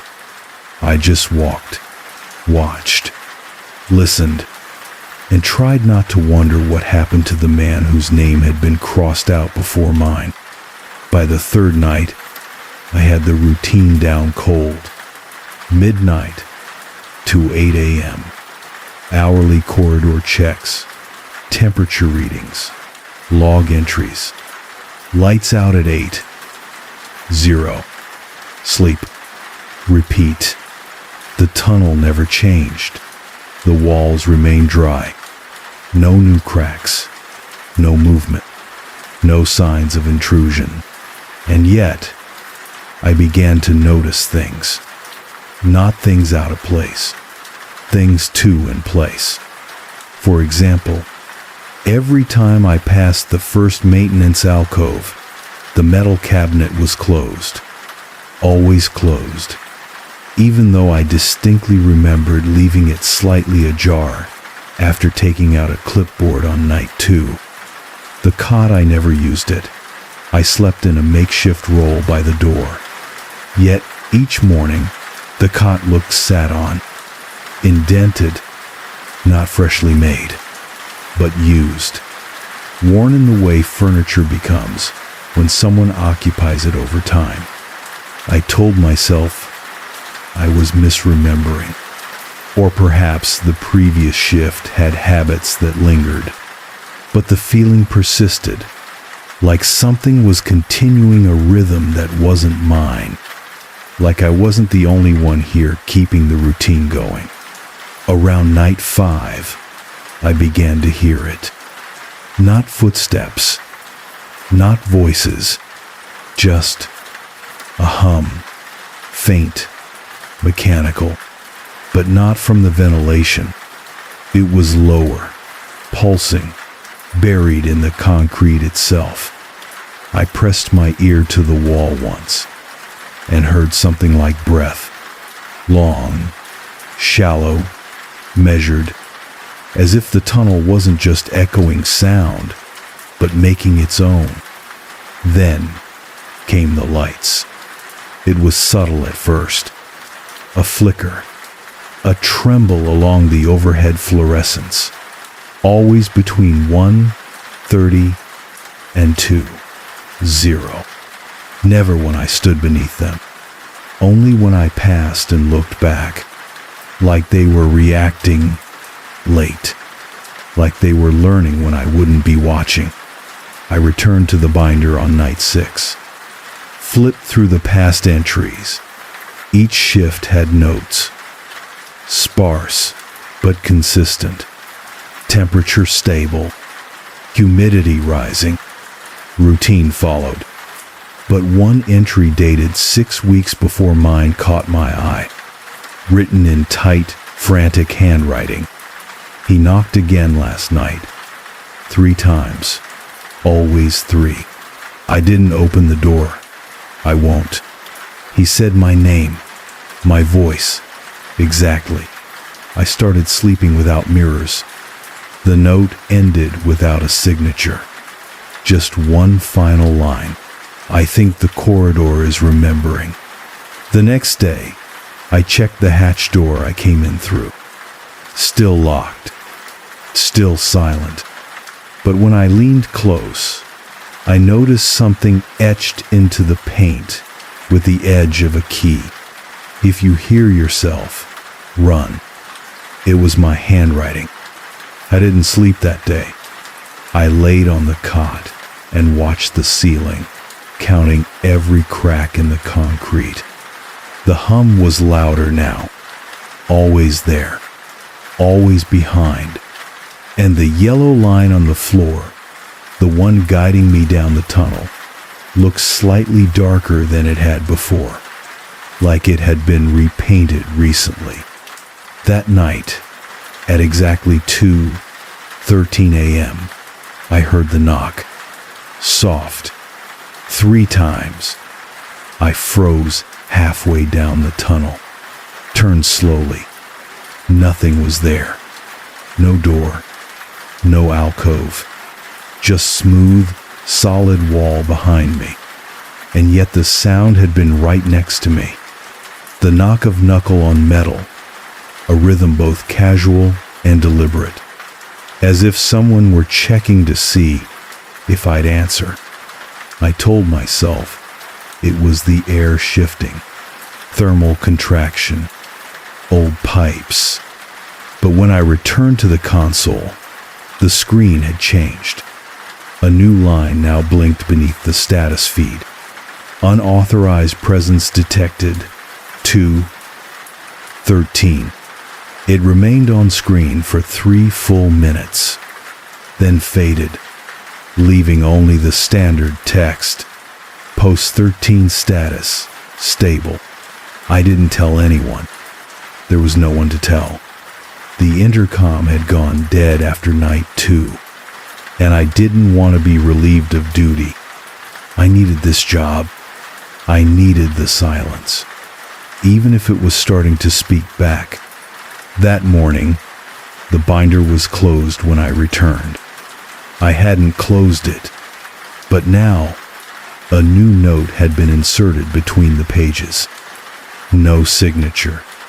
Same sharp handwriting as the earlier warning. When it starts calling itself we, you won't have much longer. You'll want to believe it's still just you. It isn't. I stopped trusting the clocks on night 8. The console said it was 1:0, but the yellow line was wet, as if I'd already walked the corridor and tracked water in, though I hadn't moved in over an hour. My boots were clean, but the floor held my steps, all the way down, all the way back, like something had gone ahead of me, like something was rehearsing me. At first, I thought I'd lost time. Micro naps, hallucinations from the fluorescent flicker. Maybe the air system was leaking something. But when I checked the binder, the logs were already filled in. My handwriting, identical. Each page initialed A. Gray, A. Gray, A. Gray. Except I hadn't written anything. I stared at the pages until the ink looked like it might shift. And then I saw the margin. One tiny line, scrawled beside the third entry. Not you, but close enough. The hum in the walls began to respond to my presence. It pulsed slightly faster when I walked, matched my heartbeat, matched my breath. Sometimes, when I sat still at the console, it would slow, as if waiting for me to resume, like it was listening for its cue, like it wanted to stay in sync. That night, I tried something different. I skipped the 2 a.m. corridor check. I didn't move, just sat, watching the hallway on the security feed. And at 2:07, the monitor flickered. Brief, static. Then, motion. A shadow moved through the feed, my shape, my gait, my posture. Walking the corridor with the flashlight, tilted slightly to the left, just like I always held it. When I blinked, it was gone. The feed was normal again. The corridor empty. But when I finally walked it myself 15 minutes later, the air was still warm, still disturbed. There was a spot halfway down the tunnel where the lights dimmed more than usual. I'd passed it every night. Never thought much of it. But on night 10, the dim spot moved. At first, I thought it was the bulb's a wiring issue. But it followed me. Not the beam of my flashlight, just a faint darkening, trailing behind by 6 or 7 paces. And when I stopped, it stopped. Then, it caught up, and I felt something brush my side. Not air, friction, a presence, a shape passing through me. I searched the maintenance cabinets for a mirror. I needed to see myself really see. All I found was a polished metal tray. I held it up to my face, and for a moment, my reflection didn't move. Not immediately, not fully. It just studied me, and then, without changing expression, it mouthed, "Check the back wall. The tunnel dead ends at a massive steel plate, unmarked, seamless." I'd assumed it was sealed storage, maybe a collapsed passage. Nothing in the manual mentioned it. But that night, I noticed something new. Scratches. Dozens of them, carved deep into the metal. Not words, just marks short, sharp, overlapping, like fingernails or claws, but deeper than any hand could carve without breaking. I ran my fingers over them. They were cold, fresh, and in the center, surrounded by shallow grooves, were 3 words etched too cleanly to be coincidence. "We remember you." I didn't sleep that day. I laid on the cot, fully clothed, eyes open, hands folded on my chest, trying to remember something from before the tunnel. My brother's voice, the sound of tires on rain, but nothing came through, just static, like someone had taped over the memories, or recorded something else on top of them. At 3:17 a.m. the next night, I found the hatch open, the one I entered through, slightly ajar, and beside it, my bag, packed, folded the same way I kept it, resting gently on the concrete, as if placed there, as if someone had practiced doing it several times. The console screen had changed again. One new line, rehearsal complete. It pulsed gently, then vanished. I didn't log anything on night 11. I sat in the maintenance alcove for hours, unmoving, watching the feed, waiting to see what I would do. And just before 2:0, the camera flickered. Then there I was, walking the corridor, head tilted slightly to the right, shoulders tense, same flashlight grip. It wasn't mimicry anymore. It was familiarity. The way I shifted my weight to my left foot, the slight delay in my stride, the unconscious turn of my wrist when scanning walls. All correct, all exact. The thing in the corridor didn't want to fool me. It wanted to replace me. At 3:11, I left the alcove and walked the tunnel myself. The air felt warmer, thicker, and the hum in the walls had become musical, not melody, not tone, but rhythm. A loop. My loop. 8 steps. Pause. Breathe. Turn. Return. It had memorized me. I passed the halfway mark and felt the pressure shift like gravity realigning. The tunnel seemed longer now, but not spatially, temporally. as if every prior walk I'd made was still happening here, overlaid on top of the current one, like ghost tracks on magnetic tape. And this walk was just one more layering. At the far end, where the scratched steel wall had been, the surface was now smooth, polished, and in the reflection, I saw two of me. One standing, one walking forward. We stopped at the same time, tilted our heads the same way. Then, the reflection smiled. I didn't. I stepped back. The smile remained. Then slowly, the reflection lifted one hand and waved. Not at me, at someone behind me. I turned. No one. Just the tunnel. Empty. Still. But when I turned back to the wall, the mirror, the second me was gone. And in its place, scrawled across the metal, in wet black lines, "We remember better than you." I stumbled back to the control room, tried the intercom again. Static. Tried the console. New prompt. Transfer in progress. Pattern stability, 92%. Error rate, within acceptable limits. Previous instance archived. There was a blinking box beneath that. No cursor, just the word. Review. I pressed enter and watched.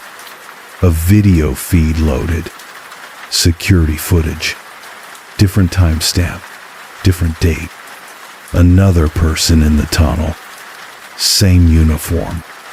Same binder. Same flashlight. Walking the corridor. But not me. A man. Taller. Leaner. Hair tied back. The name tag read G. Lanier. I watched his entire shift looped. He made the same rounds. Stood the same way.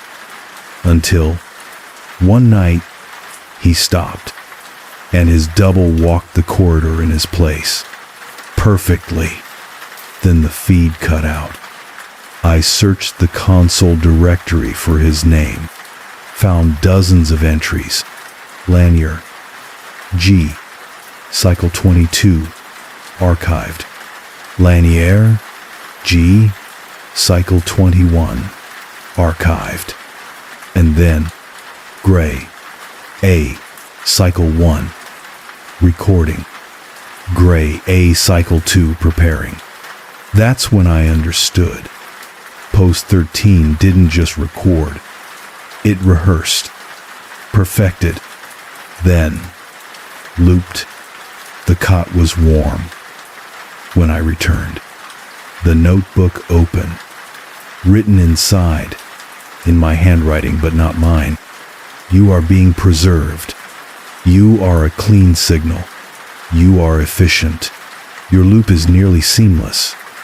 And beneath that, smaller, you'll feel the forgetting begin around cycle 3. That's when it gets easier. At dawn, I stood in the hatchway, held my bag. The desert was still out there, dry, flat, golden. But the key to the hatch was gone. I hadn't misplaced it. I remembered locking the hatch from inside. But now it had no lock at all. Just a flat surface. Like the door was never meant to open again. That morning, the console read, "Transfer complete." And under it, "Begin cycle 2." The cursor blinked. Patient, I sat at the console for hours, not moving, just watching the prompt blink. Begin cycle 2. It never timed out. It didn't pressure, just waited. Like everything else in the tunnel, I flipped through the binder again, past the instructions, past the logs, past my name. Near the back, a page I hadn't noticed before tucked into a clear plastic sleeve. A quote, typed, centered on the page. The perfect machine does not feel. The perfect pattern does not break. The perfect memory does not fade. Be perfect. Be kept. There was no signature, but someone had written a note in pen at the bottom. Don't make the mistake of thinking this is about you. I thought about leaving. I truly did. Even if the hatch was sealed, even if the desert stretched out like an ocean of silence, even if my name was already listed in the archive, I thought about running into the scrub and never looking back. But that required a name, a reason, a sense of difference between me and this place. And I wasn't sure I still had that. The forgetting was gentle, subtle. I began waking without knowing what night it was. I'd check the console and find logs already filled in, signed in my hand. I'd walk the corridor and find my own footprints already pressed into the dust. I began humming not out of boredom, but rhythm. The same tune each night. No words, just the shape of sound. I began catching myself in the mirrored panel at the far end. Sometimes I waved, and the reflection waved first. Then one morning, I woke to a completely blank console. No text, just a cursor blinking, waiting for input. No instructions, no schedule, no gray A. Just one word slowly typing itself across the screen. New? I waited, and it repeated. New? New? New? Each time, the question softer, until it faded, and the screen filled with a single new line. Pattern ready for reassignment. There was a sound in the corridor. Soft steps, familiar cadence. Slower, cautious, and then a voice. Uncertain, young.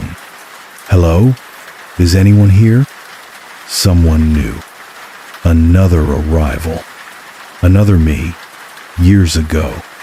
Following instructions, walking the line, believing this was just a job. I stood, walked to the alcove, picked up the clipboard, and for a moment I remembered everything. The fire, the drifting, the need for silence, and then the comfort of being understood without being seen. The new arrival stepped into the light, eyes tired, skin windburnt. Their name tag read something else. Didn't matter. I handed them the binder, said nothing. They asked, "Am I replacing someone?" I paused, smiled. "No, you're continuing them." That night, I returned to the console, sat quietly, watched the corridor, and when the prompt returned, "Begin cycle 3, I didn't press anything, but the cursor moved anyway. Cycle 3, in progress, and the hum began again. Same rhythm, same breath, same me.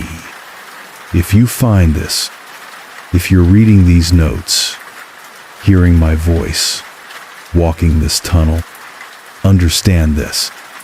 You were never hired. You were selected. Your silence was perfect. Your loop is clean. And when you forget your name, it means the system has accepted you. You are no longer you. You are post 13. And we are always watching. We are always walking. And we are always ready to begin the next cycle. They gave me a checklist. Not instructions. Not a contract. Just a checklist titled Red Mare Lighthouse, Winter cycle maintenance, solo post. I found it folded in half, inside an envelope, taped to the front door of the supply shed. No one was there to meet me. No supervisor, no welcome, not even a note, just the list and a key. I unlocked the door myself. Inside, the air was salt-heavy and sharp, like rusted chain and low tide, the kind of smell that never entirely leaves your clothes. I stood in the narrow foyer and read the checklist again. Test radio equipment. Record signal strength. Maintain generator. Stay off the rocks. Lock tower door after dark. Do not keep a log after 11 p.m. If the foghorn calls twice, wait. If it calls 3 times, do not answer. No explanations. No initials. Just that. I took the job because I needed to be somewhere else. Anywhere else, really. The kind of place where my phone wouldn't work, where no one could send condolences I wasn't ready to receive, where the sound of the ocean might smooth out the edges of everything I was carrying. My brother had passed away 3 months earlier. Not suddenly, the opposite. It was long, slow, the kind of goodbye that gets stretched across hospital rooms and morphine drips and things left unsaid until it's too late. We hadn't spoken in years, not properly, and yet when he died, I was the one they called. He used to tell me about lighthouses. He'd had a strange obsession with them as a kid, not nautical ones, not postcard perfect, the isolated ones, the ones on maps no one used. He once told me he liked them because they're the last to know when something goes wrong. I thought about that a lot when I got the posting. Redmare sits on a jagged strip of cliff above the Atlantic. The land bridge leading to it is only visible at low tide. The rest of the time, it's cut off a tooth of land in the mouth of winter waves. The structure is old, brick over stone, 3 floors, spiral stairs, a light that no longer rotates but still burns red in fog. The living quarters are modest.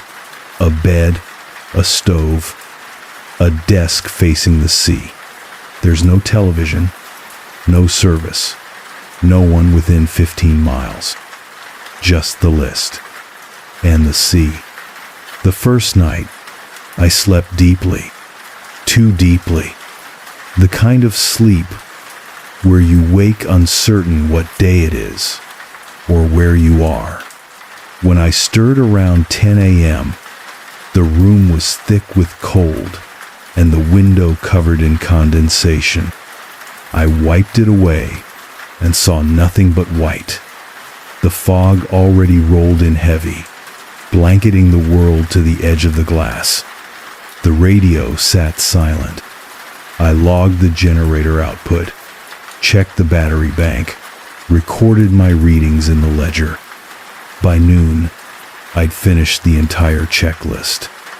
I thought about adding more, but the lighthouse didn't seem to want extra input. There was something complete about it, like it had already learned how to run on its own.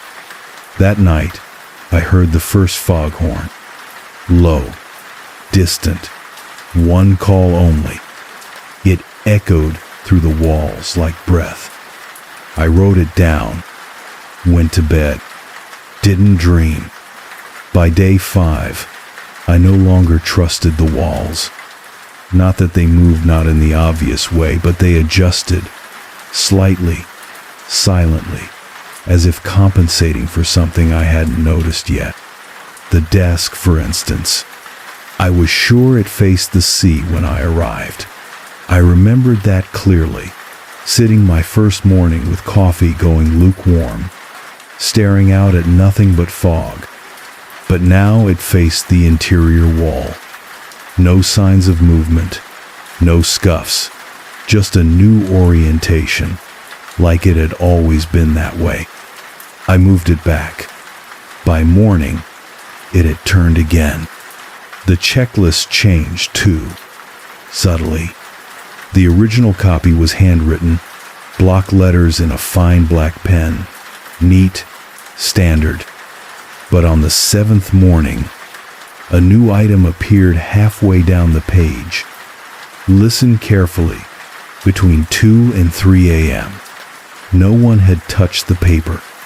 I hadn't written it, and yet the handwriting matched mine perfectly. Even the slight tilt on my lowercase e. That night, I sat up at the desk, still turned inward, and waited. Rain had started around midnight, steady and fine, whispering against the windows. The lighthouse was utterly still. Even the beacon was dark. The fog had lifted just enough to deactivate it. At 2:14, I heard the first sound. A distant hum, low and wide, like something vast shifting underwater. Then, faintly, voices. Not words, just syllables, rising and falling in rhythm. It sounded like a choir warming up through static. I leaned toward the window. Nothing but night. But the sound wasn't out there. It was in the walls, vibrating through the beams, tuning the glass. Almost like the lighthouse was practicing a voice. The next day, the fog returned. Heavier, colorless, a full whiteout from every angle. The edge of the cliff was gone, the sea swallowed whole. I logged my readings, made coffee, and when I returned to the checklist, a new note had appeared at the bottom. Don't turn around during the third horn. There had been no second. That night, at 1:56 a.m., I heard it. The second foghorn. Not faint, like before, closer. Hungrier. It didn't echo like the first. It lingered, vibrating the pipes, making the floorboards shift under my boots. I waited for the third. None came, but I didn't sleep. Not well, because I woke at 4:09 a.m. with the blankets folded, perfectly, hospital corner tight, and I never make my bed. The journal I'd brought to keep myself anchored, small, leather, stitched, began to fill on its own. Not whole pages, just phrases at first. We remember what you forget. Do not record what cannot be kept. The light must remain unspoken. Stop logging in. Ink. Then, drawings. The lighthouse viewed from above, but distorted, wider at the base, with rooms that didn't exist. One spiral extended downward, below the rock. On the 10th morning, the foghorn blew once again, just once. Low, barely audible, but this time, the checklist was already updated. I didn't notice at first, only when I flipped it over, looking for the last day's entries, and found 3 new rules handwritten in the margins. If the light shines red after 4 a.m., close your eyes. If you see your reflection in the beacon glass, do not wave. If something else is in the stairwell, do not descend. I stood at the bottom of the tower for nearly an hour that night, listening, waiting, but the stairs remained empty. The red light never turned on. Still, I couldn't shake the feeling I was being trained for something, that the lighthouse had started timing me, like I was part of a routine it had run through many times before. By the 12th night, I began waking to completed logs I didn't write. Each morning, the maintenance ledger would be filled in generator readings, wind speed, tide schedule, even signature, in my handwriting. But I remembered only fragments of the night before. How I had started the entries, how I had blinked, and suddenly they were finished. Dates accurate, details correct, but distant, like watching a recording of myself doing it rather than remembering the act. I stopped using the journal. It kept answering me. I'd write a single line. "I didn't hear the horn last night." And the next page would contain, "You did. You just weren't supposed to respond." One night, I tore out a page and burned it in the wood stove. The next morning, the entry had returned. Same handwriting, same ink, just slightly. Earlier in the book, the beacon began to rotate again. I never turned it back on. One evening, around 3:00 a.m., I climbed the tower out of habit and found the entire mechanism humming softly, the lens sweeping in a perfect arc, despite the switch at the base still flipped off. I stood in front of the glass, watching the red light pass across the fog, and for a moment, I saw my own reflection not mirrored exactly, but delayed. It moved just a half second too late. Then, it smiled. I hadn't. That night, the foghorn called 3 times. Soft, measured, from far out at sea. I froze, remembering the checklist. If it calls 3 times, do not answer. So I didn't. But the tower shook anyway, just slightly, as though disappointed. On the 15th day, I discovered the second journal. It was tucked beneath the floorboards of the sleeping quarters, wrapped in oiled canvas. The leather was worn smooth, pages soft, stained with seawater, and on the inside cover, in faded ink, R. Loring, winter cycle, year unknown. I read it cover to cover. The writing started strong, technical, observant, then gradually shifted. Shorter entries, stranger phrasing. By the halfway point, the tone had changed entirely. The lighthouse is teaching me to stay still. It hums when I forget things. I am being overwritten. When I look in the window now, I don't always see me. She speaks through the fog. Her rhythm is the horn. The final page simply read, "I've finished logging." She logs me now. I couldn't sleep that night. Every shadow seemed to ripple, not move, not grow, just shift in tone, like they were listening. The red light flickered once, twice, then stopped. And in the dark, I swear I heard footsteps in the stairwell, not approaching, just waiting. On the 17th morning, I awoke to a sound I couldn't place. Not the horn, not the rain. It was soft, mechanical, typing. I followed it to the desk. The typewriter I hadn't touched since arriving now, tapping by itself. Each key pressed slowly, deliberately, spelling out, "I have learned your walk. I have learned your breathing. You are almost still enough." Then silence. The ribbon wound tight. No power. No hands. Later that day, I tried to find the land bridge. Low tide had just passed, but the path was gone. Not submerged, gone. Only jagged, seaweed-streaked rocks stretching for miles.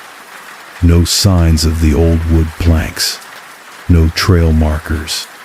Just ocean. Flat and endless.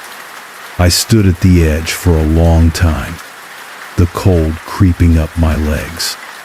And I heard the horn, just once, from directly behind me. I returned to the tower and found a new checklist on the desk. Typed, no handwriting, no stains, fresh paper, and at the top, Cycle 2, Replication Stage. It listed tasks I'd never done before. Stand at the beacon for 3 minutes.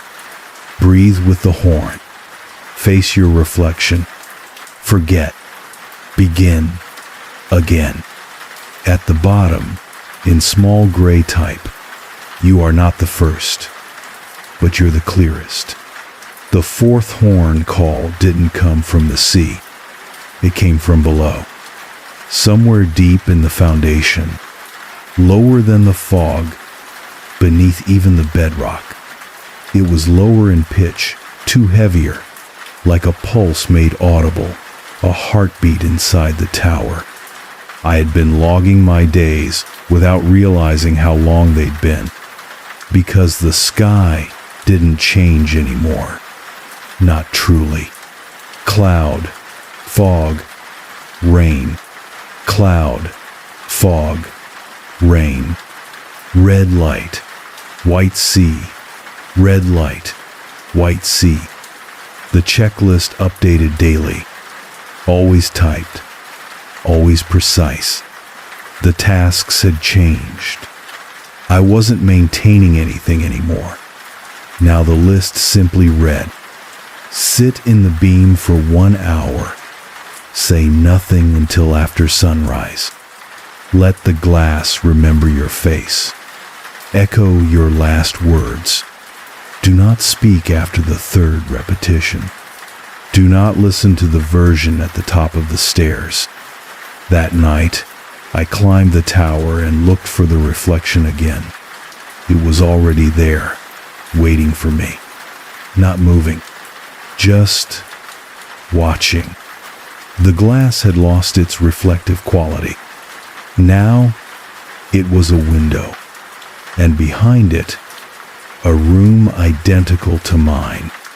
Same stairs, same lamp, same narrow lens. Only this time, I saw the version of me I hadn't quite realized was missing. Still, hollow-eyed, breathing too slow. Its lips moved. I listened, but it wasn't speaking in my voice. It was using his. My brother's. I didn't run. There was nowhere to go. I descended the stairs instead. The hum in the walls became a rhythm. Familiar. It wasn't mechanical. It wasn't electricity. It was respiration. Inhale through the vent pipes. Exhale through the horn. Back in the supply room, the typewriter was active again. No one touched it. It clacked softly. One line, repeated. The roll remembers you. The roll remembers you. The roll remembers you. The checklist updated again. This time, it was one word only. Submit. That night, I saw the extra door, halfway up the stairwell, where no door had been before. Rust-streaked metal, old naval bolts, a plate above it, dulled by sea wind. I wiped it clean, etched into the brass. Cycle room A, archive, in process. I unlocked it without a key.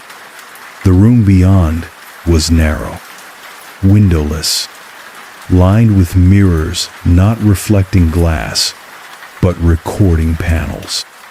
Each one shimmered faintly with heat, and in each one, a version of me, sleeping, typing, staring, crying, dozens of poses, dozens of me, some blinking, some whispering things I couldn't hear, some facing away, like they knew I was watching.